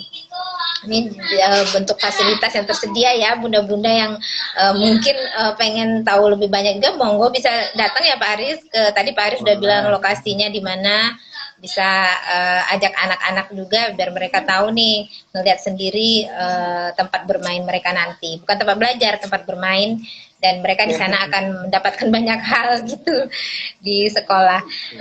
Sekarang udah fasilitas program ekskulnya yang mungkin bisa ini juga nih Pak Haris. Apa aja sih yang bisa anak-anak kan punya minat dan bakat masing-masing ya. Mungkin ada yang pengennya berkuda atau apa, itu yang sekarang ada di sekolah kita apa Pak Haris? Sebelum pandemi ya anak-anak bisa ekskur kan sekarang. Yang paling seru sih ya kalau dari pengamatan saya, memang banyak banget sih ekskul yang ada, kayak misalnya taekwondo itu yang di sekolah-sekolah juga ada gitu. Kemudian robotik itu di sekolah juga ada. Ada juga sih yang kemudian minatnya jadi luar biasa banyak, animasi video, kemudian itu juga bisa ya. Iya, dengan animasi teknologi. Jadi jangan emang anak-anak sekolah alam bisa pegang laptop ya, bisa juga. Ini artinya ekskul animasi juga banyak diminati oleh anak-anak untuk mempesertakan animasi ya. Kemudian yang tadi yang Abe sebutin, kalau berkuda kayaknya favoritnya Pak Haris kayaknya. Berkuda sama Mama ya, berkuda juga ya itu salah satu ini Fatan juga Pak Haris, kadang nggak mau pulang karena mau lihat orang berkuda dulu. Dia kan ikut panahan tapi pengen belum mau pulang karena mau lihat berkuda dulu gitu kan. Seru melihat ini anak-anak. Iya, jadi alhamdulillah karena lapangannya cukup besar begitu ya, jadi kita juga latihan berkudanya tidak harus keluar, tapi kudanya yang datang ke sekolah. Yang tadi salah satu pesertanya Pak Haris loh, peserta lah ya. Iya. Itu bisa jadi ini juga Pak Haris, tadi terlupa. Tuh, banyak ada kudanya juga yang datang ke sekolah gitu. Iya, jadi luar biasa, banyak sih. Kalau misalnya kan ada yang sering ngomong ini nggak perlu dilombakan Pak, kuda memanah dan lain sebagainya. Jadi kalau di sekolah alam Indonesia Meruyung ya, khususnya di Meruyung ya, kami tidak pernah ngomongin tentang ayo kamu ikutin lomba ya, Bapak daftarin lomba ya dan lain sebagainya. Kita tidak akan memaksa anak-anak untuk lomba. Saya kemudian jadi teringat dengan kata-kata dosen saya tuh, bahwa school is not for competition place. Jadi bukan untuk adu pegang piala banyak-banyakan gitu ya. Tapi jika ada anak yang mau, misalnya Pak ada lomba ini, saya boleh ikut nggak karena harus lewat sekolah. Oh, itu pasti akan sangat diizinkan. Bahkan kita pernah punya siswa yang kemudian dia lomba matematika sampai 1 pekan. Jadi 1 pekan dia tidak sekolah karena dia sedang melakukan perlombaan matematika, dan notabene-nya peserta ini adalah peserta paling kecil ternyata, karena lawannya ternyata anak-anak SMP. Ini luar biasa ya. Yang kemarin, yang terbaru juga tuh ada anak SD 3 ya, yang kemudian minta Pak saya mau ikut lomba nih karate. Ya kita bantu prosesnya untuk mengikuti itu. Dan alhamdulillah kita dapat report bahwa anak ini ternyata juara. Ya, alhamdulillah. Alhamdulillah. Tadi jangan kemudian misalnya sekolah ini dapat undangan lomba ini, kemudian sekolah akhirnya nyari-nyari siapa ini kamu ya, dan kemudian kita tidak akan melakukan itu, tetapi kita akan memang open informasi. Kemudian ketika anak-anak ingin, maka silakan. Mereka yang mengajukan diri ya, berarti ya Pak Haris. Termasuk memanah juga, beberapa anak kita itu ternyata klub-klub memanah, dan kemudian ketika ikut perlombaan ini mesti pengantarnya adalah dari sekolah, maka sekolah membantu itu untuk ya melejitkan potensinya dia lah dari situ. Sekali lagi sekolah sebagai fasilitator gitu ya Pak. Makanya kalau datang ke kantor Sekolah Alam Indonesia Meruyung tidak akan ada piala yang terpajang di ruang guru, apalagi ruang kepala sekolah tidak ada itu, karena itu milik anak-anak. Silakan balik ke anak-anak. Sekolah sifatnya tadi memfasilitasi, mempermudah prosesnya biar anak-anak menemukan tadi mungkin potensi-potensinya ada. Ya, atau Bunda Abi pernah melihat piala di sekolah enggak ya? Kayaknya nggak pernah, makanya saya juga masuk ke kantor juga nggak berasa kantor gitu Pak. Anak-anak juga leluasa juga masuk ke sana. Kadang Fatan nunggu dijemput juga di sana gitu, atau mau ke perpustakaan, kita juga perpustakaannya ada ya Pak Haris. Jadi anak-anak mau nunggu sambil tiduran juga di perpustakaan, ngambil buku sendiri kayak gitu. Jadi ya memang seperti itulah yang anak-anak rasain ya, kalau di sekolah alam seperti rumah kedua buat mereka gitu. Jadi mau ngapain juga mereka nggak ngerasa sungkan juga, karena itu sekolah mereka, itu adalah rumah mereka. Itu fasilitas yang bukan fasilitas itu ya Pak Haris bilang tadi, luas nih fasilitas ada di sekitar kita pun, ini fasilitas untuk belajar anak-anak gitu.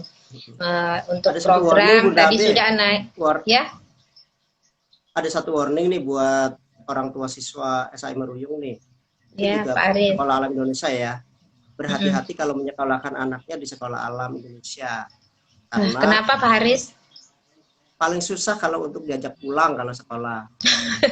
Nah itu benar banget, saya setuju. Bener. Makanya kalau Fatan nggak ikut jemputan, kayaknya nggak pulang-pulang, karena pertama sit-in dulu saya inget banget, pertama sit-in masih malu-malu tuh, terus nangis nggak mau ditinggal, dibujuk sama Pak Haris pakai negosiasi yang alot. Ada kesepakatan dulu dijemput jam segini gitu. Nah akhirnya besoknya kok nggak mau pulang, kemarin nangis-nangis, sekarang kok susah diajak pulang gitu. Jadi itu salah satunya nih, harus diwaspadai buat ibu-ibu yang jemput, harus ada space waktu untuk bermain dulu. Jadi anak-anak nggak bakal langsung pulang gitu, mereka mau main dulu di sekolah. Jadi ya bener Pak Haris, itu saya rasain sendiri. Nah ini sekarang pandemi kan memang nggak bisa kemana-mana, tapi sebelum pandemi ini kan ada kegiatan outing kayak gitu ya Pak Haris. Terus yang tadi Pak Haris bilang kunjungan kemana-kemana, kayak kemarin itu sempat ya, saya ingat tuh Fatan itu juga dia sampai sekarang masih ingat, ke tempat orang Arab, Bunda, ke rumah orang Arab, ternyata hidungnya gede, dia bilangnya hidungnya gede yang jadi ini pertama. Bukan yang lain-lain. Jadi mereka ngeliat sedih, oh ternyata di sini bisa bikin teh gitu. Nah itu apa aja Pak yang rutin dilakukan sebelum kita bicara sebelum pandemi dulu nih? Iya. Ini ngomongin outing ya sebenarnya. Ngomongin outing, maka ada pra-outing bagi anak-anak yang kemudian sudah menjadi sarana belajarnya. Kalau misalnya outing, orang tua sering nanyanya begini nih, Pak Haris, kalau daftar sekolah di sini ada bayaran-bayaran lain nggak selain bayaran itu? Misalnya kalau saya sampaikan itu, maka saya sampaikan nggak ada, karena ada outing. Orang biasanya kan kalau di beberapa sekolah kalau ada outing ada dan anggaran lagi, dana lagi gitu ya.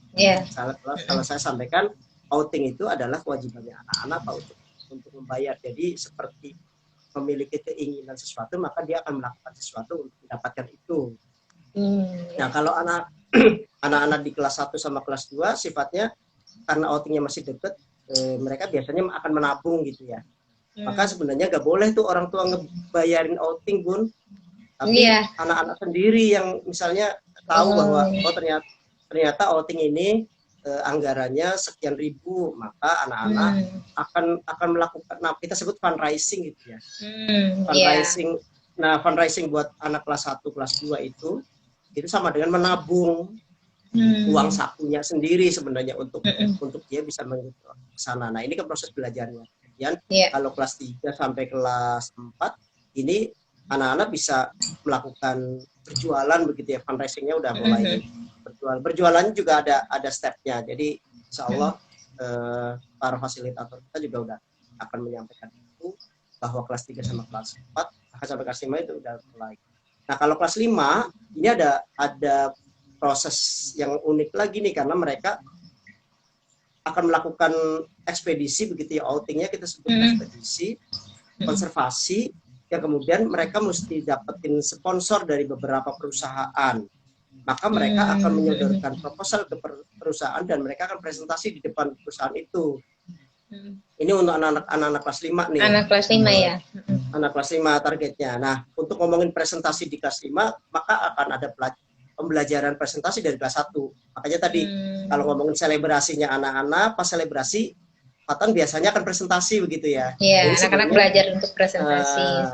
Langkah sampai nanti di ST5-nya mereka bisa presentasi di depan perusahaan, bukan hanya di depan gurunya sendiri saja. Nah, ini ngomongin tentang outing. Nah, kalau ngomongin objeknya gitu ya, kalau yang sudah lumayan tinggi itu di ST3 tuh.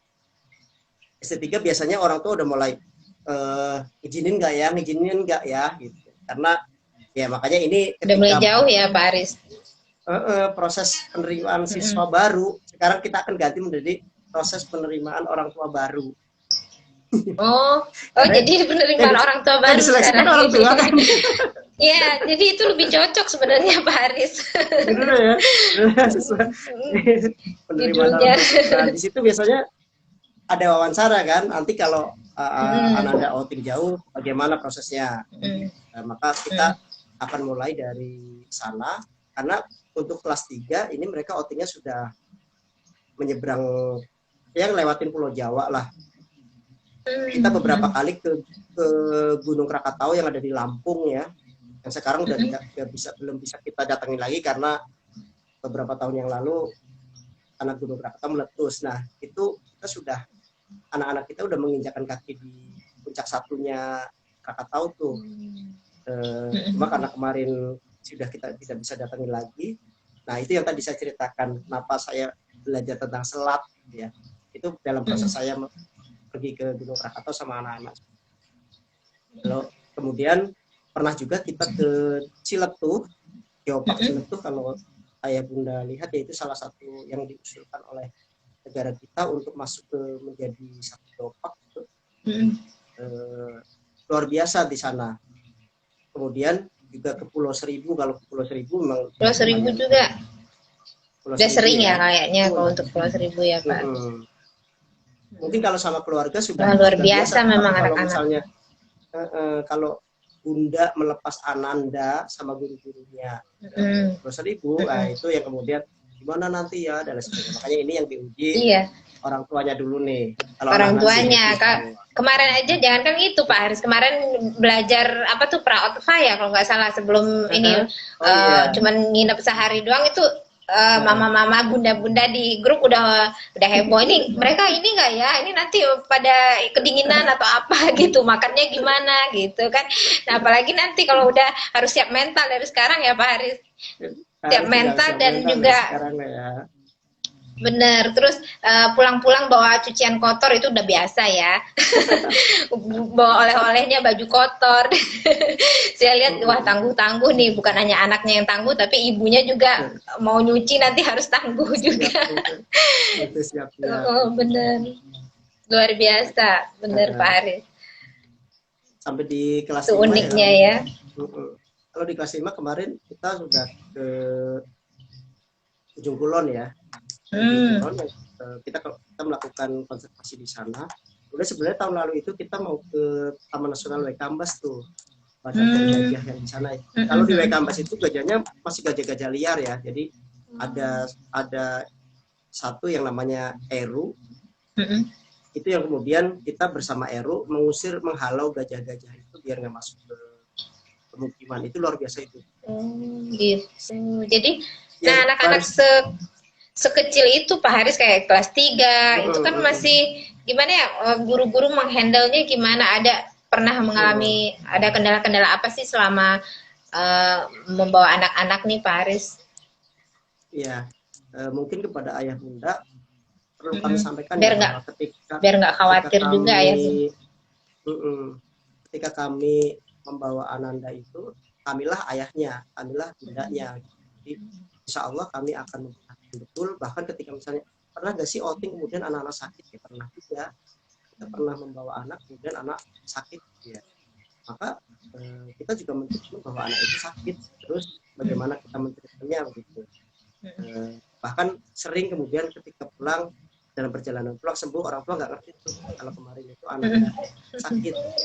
Maka ngertinya ketika sudah sampai rumah, kami sampaikan kemarin sakit gitu ya. Dan ya salah satu tadi ya upgrade pelatihan yang kami lakukan tadi menangani anak-anak sakit, menangani kesanaan yang bisa dilakukan itu salah satu skill yang mesti dimiliki oleh peserta.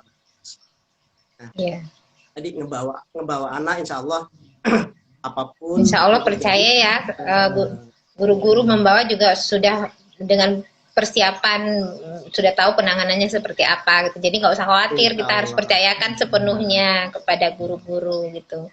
Ya kayak tadi Pak Haris, anak kadang karena semangat itu, jadi mereka bisa sembuh gitu. Lihat teman-temannya walaupun sakit, tapi dengan semangat itu jadi obat juga gitu. Jadi ya sebelum pulang udah sembuh aja sendiri karena ngerasa happy gitu, senang. Ya. Untuk outing yang ya untuk dalam waktu dekat mungkin belum bisa ya Pak Haris untuk ngadain outing, belum tahu kapan lagi ya. Kemarin berarti tertunda Urfanya karena kalau outing berjamaah seperti biasanya mungkin belum bisa, cuma makanya ada beberapa hal yang mungkin ini jadi ide ya. Nanti kami sudah menyampaikan ide ini, kita mendiskusikan di semua kelas yang tadi khususnya kelas besar yang outingnya udah jauh-jauh gitu ya. Bagaimana proses outing ini tetap berjalan tapi dengan format berbeda. Ya kayak tadi lah, kita mesti cari akal terus bagaimana menemukan solusi-solusi dari peristiwa yang sudah terjadi, karena yang sudah terjadi itu kan sesuatu yang Allah tawarkan eventnya gitu ya. Kemudian bagaimana kita meresponnya, apa kita mau nyerah gitu. Tentunya tidak begitu ya, tetapi kita bagaimana proses melakukan sesuatu hal, karena apalagi kalau kita lihat di beberapa tempat sebenarnya sudah banyak tapi tidak menerima jumlah yang banyak gitu. Jadi makanya ada beberapa poin yang bisa kita ambil celah-celah itu sebenarnya. Dan ya tempat itu kan banyak lagi seperti yang sampai ke awal ya, fasilitas yang Allah itu udah seluas alam semesta ini. Insya Allah outcome yang pengen kita dapetin dari outing tadi mudah-mudahan tidak kurang, walaupun tidak bareng-bareng satu kelas gitu ya. Bisa nanti disiasati ya, cari solusinya yang terbaik kayak gimana ya Pak Aris, tapi tetap target-target yang pencapaiannya insya Allah bisa ini ya, bisa dicapai. Tadi berarti kita ke ini aja berarti Pak Haris tentang kondisi pandemi sekarang, sistem belajarnya jadi berubah seperti apa gitu. Ini banyak yang bertanya nih, kalau misalnya masuk sekolah alam, kalau online juga ya sama aja dong. Ada yang begitu Pak Haris yang cerita ke saya gitu. Jadi berarti online juga sama dong kayak sekolah biasa gitu. Jadi gimana Pak Haris bisa cerita? Nggak sama gitu, nggak sama loh sekolah alam walaupun dalam kondisi seperti ini. Rasanya nggak sama kan ya? Rasanya nggak sama. Kalau saya merasakan nggak sama Pak Haris, tapi orang melihat dari luar ya seperti sama gitu. Jadi mungkin Pak Haris bisa ngejelasin. Iya, jadi saat pandemi di Indonesia kan bulan Maret ya. Kemudian bulan Maret itu sebenarnya kita masih masuk ke tahun ajaran yang lalu. Yang kemarin kami mendiskusikan bagaimana jika di awal tahun ajaran baru pandemi ini masih tetap langsung Qadarullah sampai hari ini masih berlaku. Maka waktu itu kita merumuskan satu program yang kita sebut sebagai home based learning. Karena kan waktu itu pemerintah hashtagnya di rumah aja kan ya. Maka kita ya udah kita satu itu namanya kalimat home based learning itu sebenarnya ini ada di Kementerian Pendidikannya Singapura nih. Cuma ternyata ya, ini beda banget yang konsep yang home based learningnya yang kita lakukan di Sekolah Alam Indonesia nih. Jadi home based learning itu kita punya 7 elemen kita sebutnya ya. Dari mulai parenting support, kemudian class bubble, teacher visit, playdate dan sebagainya ya, termasuk discussion gitu. Ini banyak sekali yang kemudian bisa dieksplor sama teman-teman guru bagaimana tetap bisa melakukan pembelajaran yang kemarin alhamdulillah pernah kita lakukan kan pas bubble sama playdate service juga ya itu ya kemudian menjadi favoritnya HBL ternyata.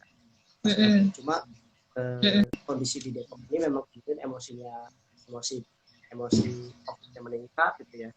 Kami ya udah kita virtual discussion. Tapi juga ternyata kita memiliki perbedaan yang cukup signifikan, mohon maaf ya, kalau kita bandingkan dengan sekolah-sekolah yang lain dengan PJJ-nya gitu ya. Kayak mungkin tadi disampaikan oleh Bunda Fatan lah yang menyampaikan Fatan tetap melakukan pembelajaran nanamnya tapi tidak di sekolah, sekarang nanamnya di rumah. Kemudian Bapak Ibu gurunya melakukan proses pengajarannya, proses guidance-nya melalui virtual tadi. Tetapi Fatan itu sendiri melakukan proses pembelajarannya secara offline. Iya. Bukan membaca buku, menjawab soal guru, bukan ya, tetapi tetap saja Fatan melakukan proses pembelajarannya karena kemarin 2 tema luar biasa ya. Yang pertama farming ya, tentang farming ya. Iya, farming. Yang kedua power show gitu ya. Iya, power show. Nyambung gitu. Jadi setelah nanam bagaimana proses mengolahnya. Iya.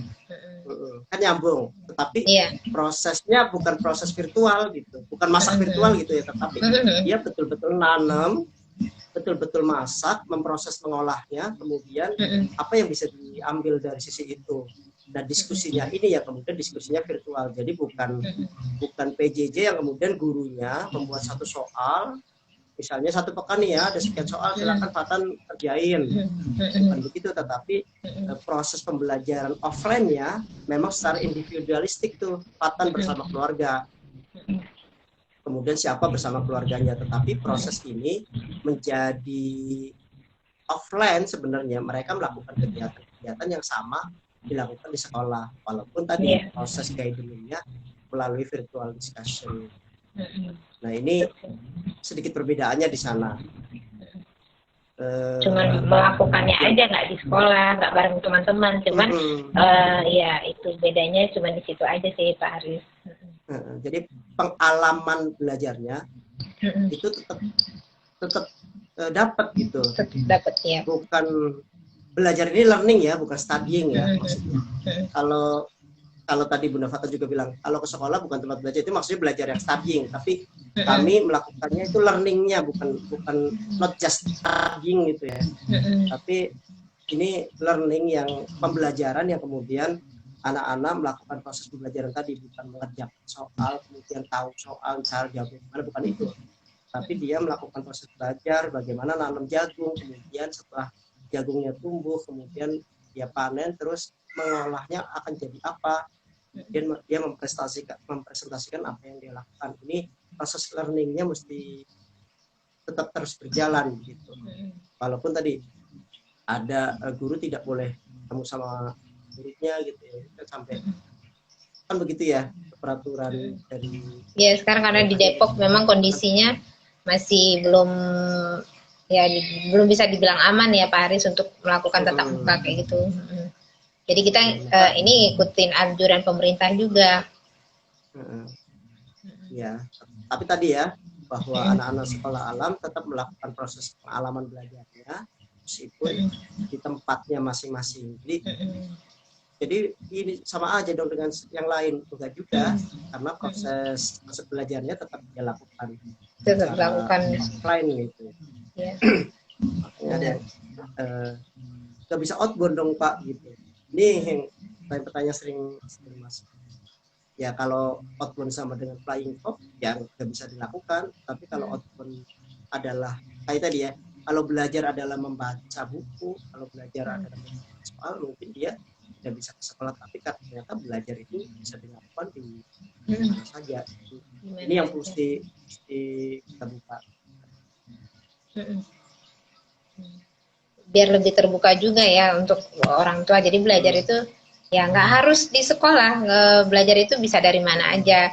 Jadi jangan kita melihat sebatas fisik atau sebatas angka-angka untuk akademik gitu ya Pak Haris. Dan nah ini juga setelah kelas 5 kan nanti kelas 6 udah persiapan untuk lulus nih Pak Haris. Ini gimana prosesnya anak-anak untuk bisa melanjutkan, mereka metodenya seperti apa dari kelas 5 ke kelas 6 itu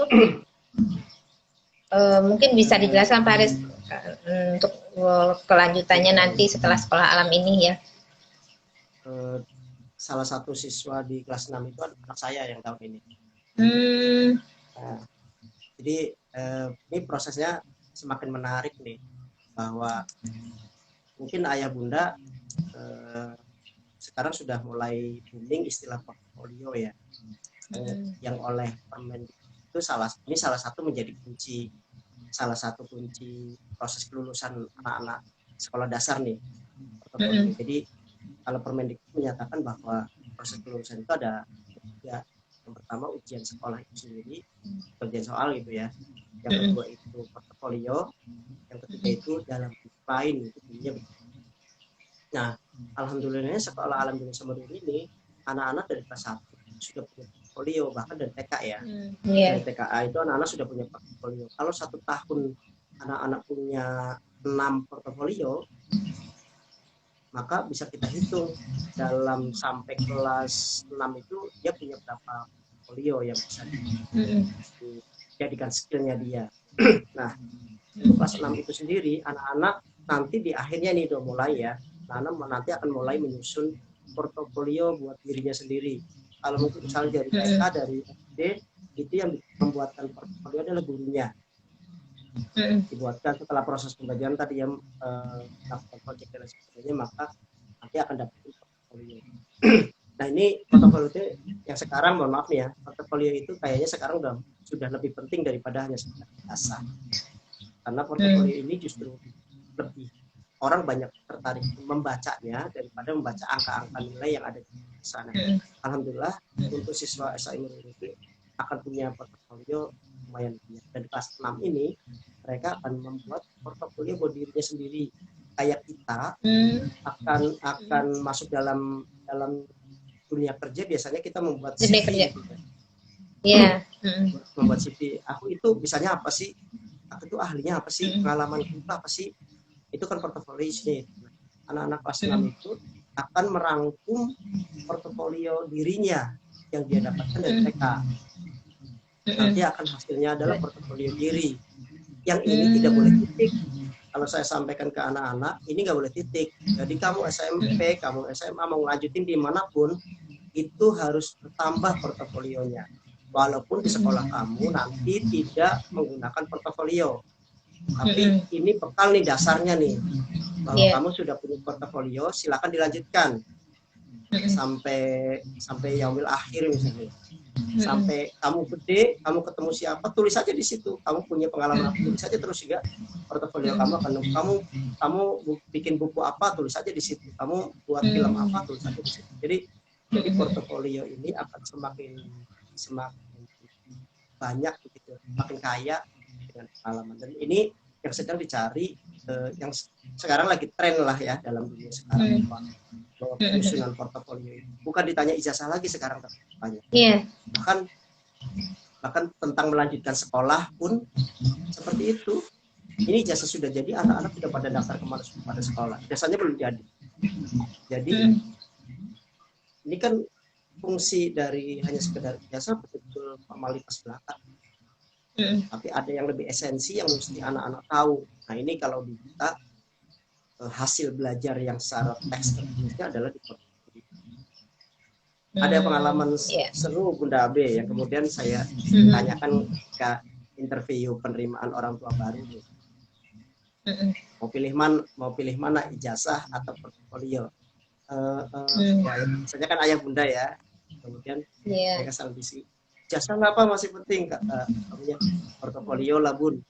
Ijazah ini kemudian masih jadi berarti ini memang mesti sampaikan kepada kalangan halayak bahwa sekarang susunlah portofolio. Maka kayak beberapa orang tua yang kemudian suka upload foto anaknya di medsos gitu ya, itu sebenarnya bisa ditarik di portofolio.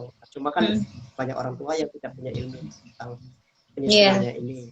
Alhamdulillah kami di Sekolah Alam dan Portofolio itu punya ilmu untuk menyusun tadi ini biar bisa dibaca oleh orang, termasuk orang-orang yang tadi orang awam juga bisa ngerti ya dengan portofolio yang dibuat. Ya, anak-anak juga belajar mengenali dirinya berarti ya Pak Haris, menyusun portofolio sendiri. Mereka tahu nih kemampuan mereka apa. Nanti ya menarik sekali. Jadi kelas 6 udah harus menyusun sendiri berarti Pak Haris ya untuk portofolio.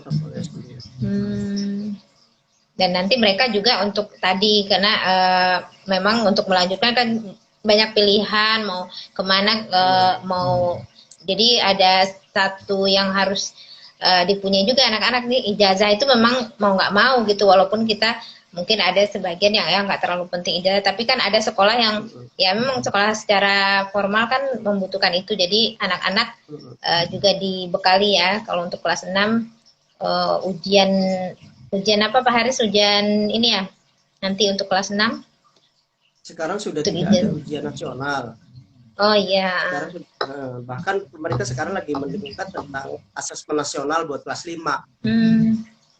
Kelas 5 sudah. Dan ini Bu, ini nggak menentukan kelulusan, nggak hanya sekedar asesmen saja, tapi ini nasional sifatnya. Kalau misalnya tadi ujian nasional betul-betul sudah tidak ada ujian nasional, jadi sekolah ya dengan prosesnya tadi punya 3 pilihan tadi untuk Ananda, bagaimana proses lulusnya. Tadi tetap sekolah mempersiapkan tadi bahwa anak-anak kan mana anak pengalaman kan ya tadi anak pesantren, anak negeri, sekolah lanjutan sekolah alam Indonesia, SL gitu. Itu juga mesti kita persiapkan, bantu persiapkan. Jadi sekarang juga ya kayak tadi karena saya juga salah satu orang siswa di Islam, saya juga mengikuti dinamika orang tua orang tua. Jadi mau ngajak ke mana nih, mau ngajak ke mana, persiapannya kayak apa nih, ini jadi diskusi dan sekolah ngebantu untuk maunya kemana. Misalnya aku mau anaknya ke pesantren ini nih, ternyata tulis Arabnya belum baik-baik amat, ya itu nanti akan jadi untuk biar nulis Arabnya lebih indah, lebih cepat dan sebagainya. Jadi tinggal proses penyusunan dan lebih enak karena tadi proses mainnya udah selesai gitu ya.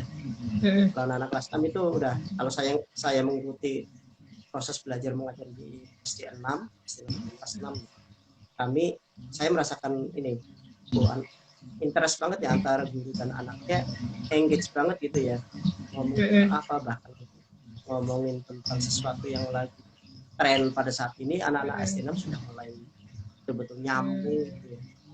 Seru banget tuh. Gitu sih Bu. Untuk kelas 6 mereka sudah siap ya Pak Haris. Berarti output dari sekolah alam ini nanti seperti apa? Mungkin Pak Haris bisa ceritakan. Orang tua kan pasti punya harapan ya saat masukkan anak ke sekolah. Apa sih nanti value yang didapat anak-anak setelah lulus nih dari sekolah alam itu? Outputnya apa Pak Haris yang jadi kalau ngomongin sekolah alam Indonesia ini kan jenjangnya masih jauh ya, sampai level SMA ya. Karena di Meruyung itu baru SD, sifatnya dasarnya, jadi kita mesti menguatkan tadi. Kalau tadi yang saya sampaikan di awal ya, sebagai perjalanan manusia, sebagai Abdullah, sebagai ya kita itu sebagai untuk beribadah kepada Allah, kemudian memiliki peran sebagai khalifah, kemudian menjadi ilmu takinah imamah gitu, kemudian yang terakhir rahmat bagi seluruh alam gitu. Anak-anak sekolah alam itu mesti dapatnya tadi. Nah, cuma saya dapat testimoni nih Bun dari beberapa alumni kita, orang tua alumni ya yang sering mengatakan, iya nih Pak, baru kerasanya itu sekarang nih anak-anak saya mandiri banget. Ya, mungkin kalau pas lagi waktu SD kelihatannya mainnya gitu ya. Iya. Bukan mandirinya tapi kelihatannya mainnya yang lebih menonjol. Tapi sekarang anak-anak jadi kelihatan mandiri banget nih Mbak. Apalagi beberapa orang tua yang anaknya di pesantren gitu, yang nggak pakai hahaha hihi, dia udah langsung cus bisa mengikuti dan lain sebagainya. Itu luar biasa. Jadi banyak orang tua yang menyampaikan ke kami, misalnya ngomongin tentang hafalan Qurannya gitu, kan dulu ya melejit amat, tapi sekarang langsung zezek gitu. Karena pondasinya itu mereka mengaku sudah dibangun ya dari sudah dibangun kan. Itu sih kalau kita lihatin mendengarkan kisah-kisah dari apa yang sudah alumni gitu. Iya. Itu ternyata begitu ya. Bahkan ada satu anak yang katanya ditanya tuh, kamu itu anak paling pintar ya waktu SD ya. Saya bukan yang paling pintar, ada ini, ada itu, anak itu nyebutin gitu. Jadi akhirnya itu jadi obrolan di kami. Iya ya, dia mah biasa-biasa aja waktu di sekolahan, tapi setelah dia bisa dari teman-temannya yang lain, dia dianggap yang paling pintar di sana. Terus akhirnya bintang itu akan kelihatan ketika tidak bersama bintang lain. Nggak beradu cahaya. Ya itu obrolan di guru-guru akhirnya jadi iya pasti ya, beda-beda sebenarnya. Iya Pak. Mudah-mudahan sih tetap anak-anak kita tadi ya punya peran, bahwa akhirnya sadar bahwa peran dirinya sebagai apa, kemudian dia sekarang mana, dan dia terus melejitkan potensi-potensi. Ya itu yang terpenting Pak Haris, pondasinya itu yang sudah dibangun dari sekarang, dari usia sekarang.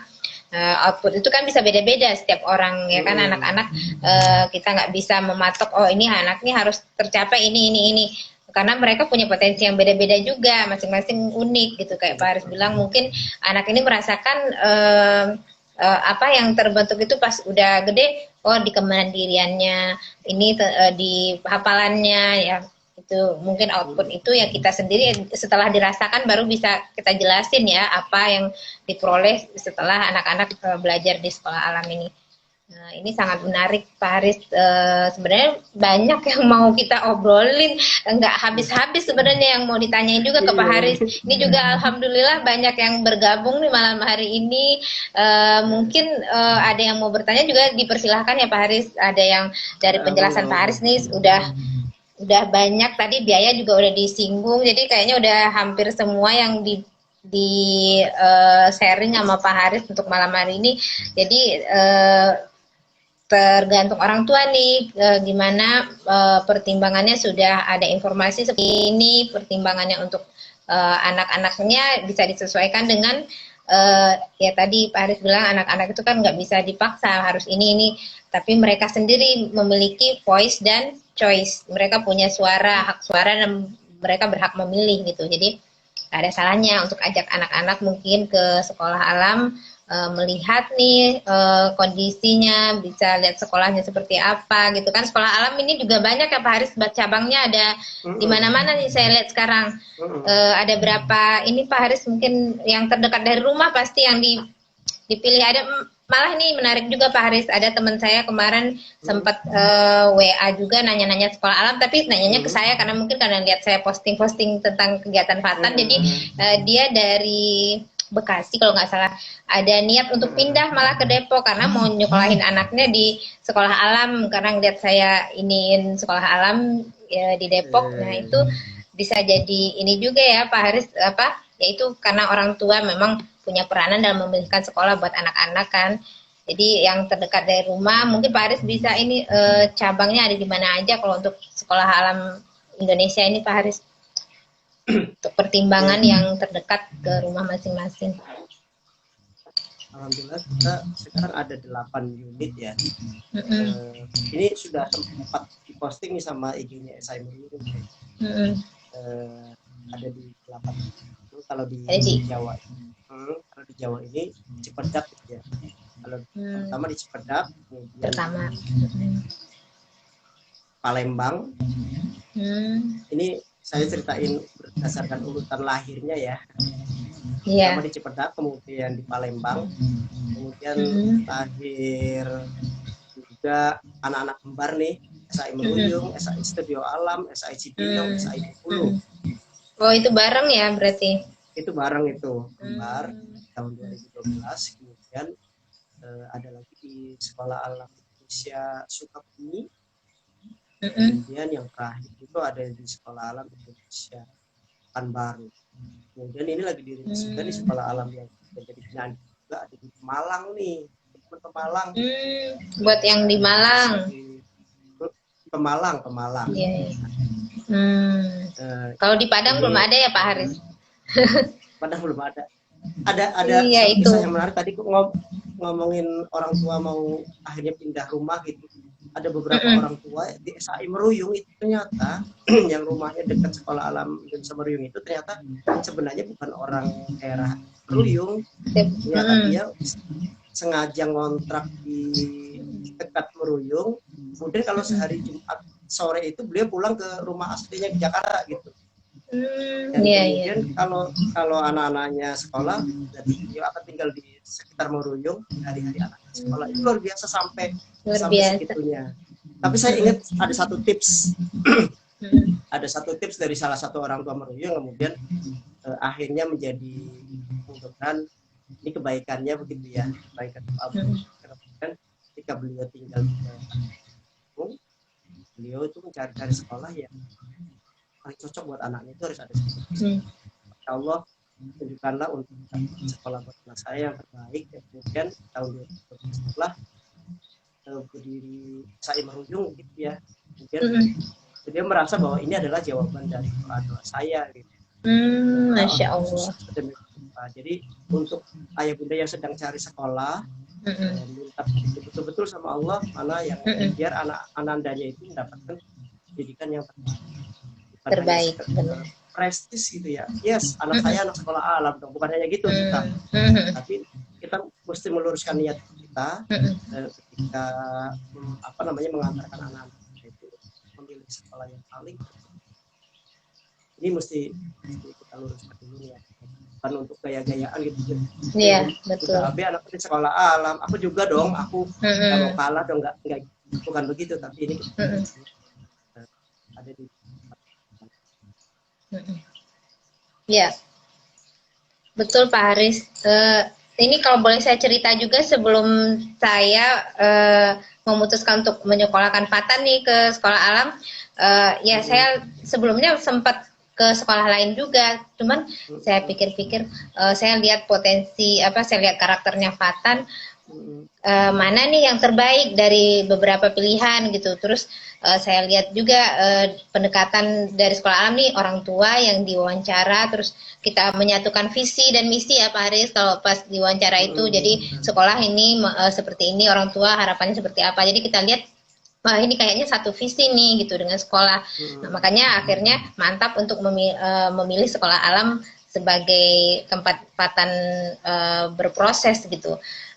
Itu juga sebenarnya nggak sebentar gitu kita mempertimbangkan itu, bukan karena gaya-gayaan kayak Pak Haris bilang, karena kita mempertimbangkan dengan kondisinya Fatan. Fatan ini tipenya pemalu gitu Pak Haris, dari awal juga sempat nyoba ke sekolah yang lain dan asesmennya bukan kayak di sekolah alam, bukan orang tua tapi anaknya kan yang di ya sekolah umum kan seperti itu, anaknya yang dites ini. Nah Fatan ya tipenya nggak mau keluarin suara, sampai sekarang juga masih kan menjadi PR saya nih sebagai orang tua untuk tetap memotivasi Fatan harus lebih percaya diri gitu kan. Jadi pas lihat sekolah alam ya mungkin ya mudah-mudahan insya Allah ini adalah tempat terbaik Fatan untuk melejitkan lagi potensi-potensinya, karena ya yang saya orang tua merasa Fatan punya potensi nih, cuman karena ya itu tadi, karena malu, karena kurang percaya diri itu jadi dia terbatasnya di situ. Jadi setelah sekolah alam beberapa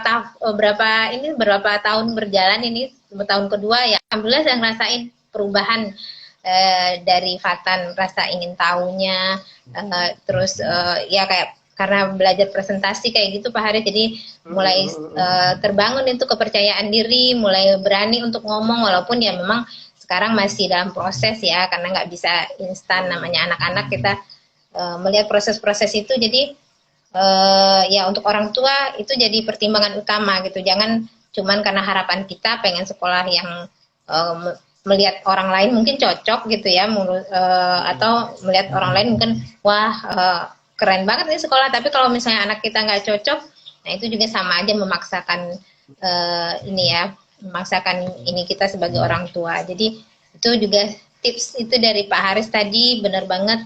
Kita melihat sekolah itu bukan karena prestise, tapi ya nilai-nilai yang dibangun dan yang sesuai dengan anak-anak kita masing-masing gitu ya Pak. Mungkin Pak Haris ada yang ditambahkan, Pak Haris? Ya itu kalau kita tadi ya, kalau saya sendiri semakin cinta dengan sekolah alam Indonesia Maju, yeah.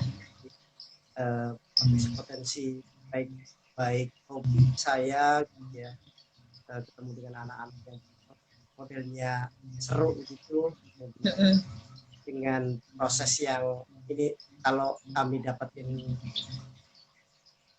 message dari para pendirinya, itu mesti ada independensi kelas.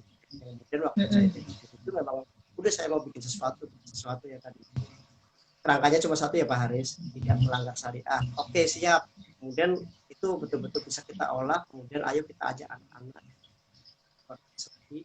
Nah, sementara dari sisi orang tua tadi bukan cuek dengan apa yang terjadi gitu ya. Ini mesti pilihan kita sebagai orang tua.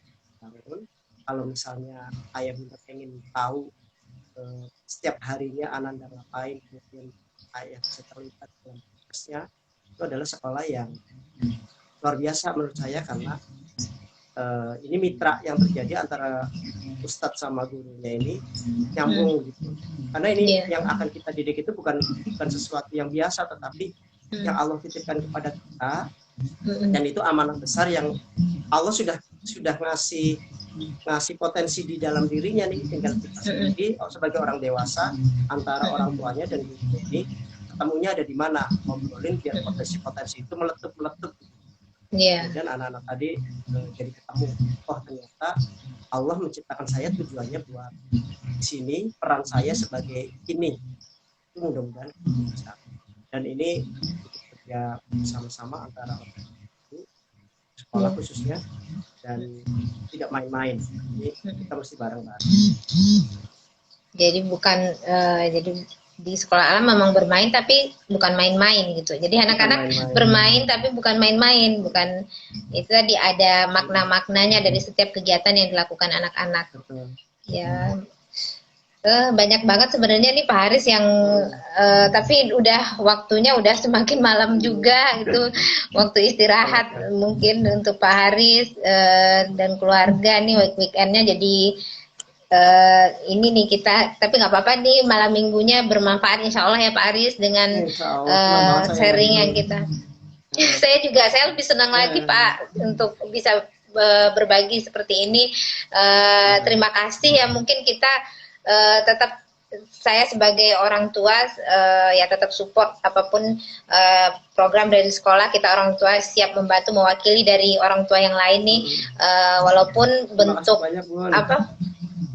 bentuk kontribusinya mungkin beda-beda Pak Haris, kayak ya sesuai dengan kemampuan masing-masing ya, karena saya mampunya ya nggak bisa banyak-banyak gitu mensupport. Jadi ya mungkin seperti ini, menyebarkan informasi kayak gitu yang bisa saya lakukan, dan budak-budak yang lain juga pastinya lebih inilah, yang penting solid dulu orang tua, dan kemudian dengan sekolah, anak-anak, kita semua sama-sama belajar di sini, sama-sama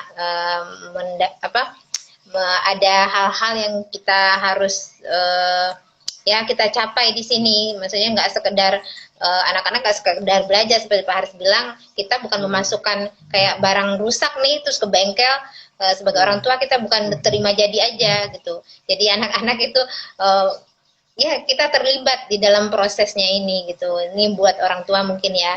Saya selaku orang tua seperti itu. Jadi misalnya pengen Fatan seperti ini, saya nggak cerahkan begitu aja ke sekolah, tapi juga ya sama-sama support gitu, kerjasama antara orang tua dan sekolah. Ya alhamdulillah saya rasakan selama ini dalam 2 tahun ini sangat terasa gitu, yang Pak Haris bilang, bukan seperti kayak saya sekarang ngajak Pak Haris ngobrol juga nggak seperti dengan pihak sekolah, dengan orang tua, tapi ya seperti rekan gitu ya Pak Haris ya, kita sama-sama untuk kebaikan anak-anak kita. Terima kasih banyak sekali lagi Pak Haris untuk waktunya, untuk sharingnya yang sangat bermanfaat, dan untuk yang bergabung malam ini ya. Jadi kita mungkin ini saya bisa save nggak ya Pak Haris nanti ini? Atau saya yang save nanti. Pak Haris ya yang save ya, karena tadi ada kendala teknis, saya juga kurang ngerti ini sebenarnya, gaptek juga, tapi ya mencoba aja untuk bisa ini kayak sharing-sharing kayak gini. Jadi ya semoga diberi kemudahan untuk kita tetap membersamai anak-anak, tetap semangat untuk para guru ya, untuk Pak Haris juga terutama tetap semangat belajar, kita juga orang tua turut belajar di sini. Terima kasih ya Pak Haris sekali lagi. Sama-sama. Dan buat yang udah bergabung juga, jazakumullah khair untuk malam ini. Mungkin itu aja Pak Haris yang saya bisa sampaikan, titipan dari orang tua. Mungkin terima kasih juga untuk para fasil yang sudah mendampingi anak-anak dalam kondisi apapun. Dan kondisi sekarang juga masih tetap semangat mendampingi anak-anak. Oke, terima kasih juga buat orang tua, sampaikan ke semua orang tua. Terima kasih banyak anak kerja sama. Ya, Pak Haris sama-sama. Meskipun posisi pandemi begini, kita masih saling support. Iya, insya Allah. Ya, mungkin Pak Haris sekalian nutup ya. Saya mohon izin berarti untuk pamit. Assalamualaikum warahmatullahi wabarakatuh. Waalaikumsalam warahmatullahi wabarakatuh.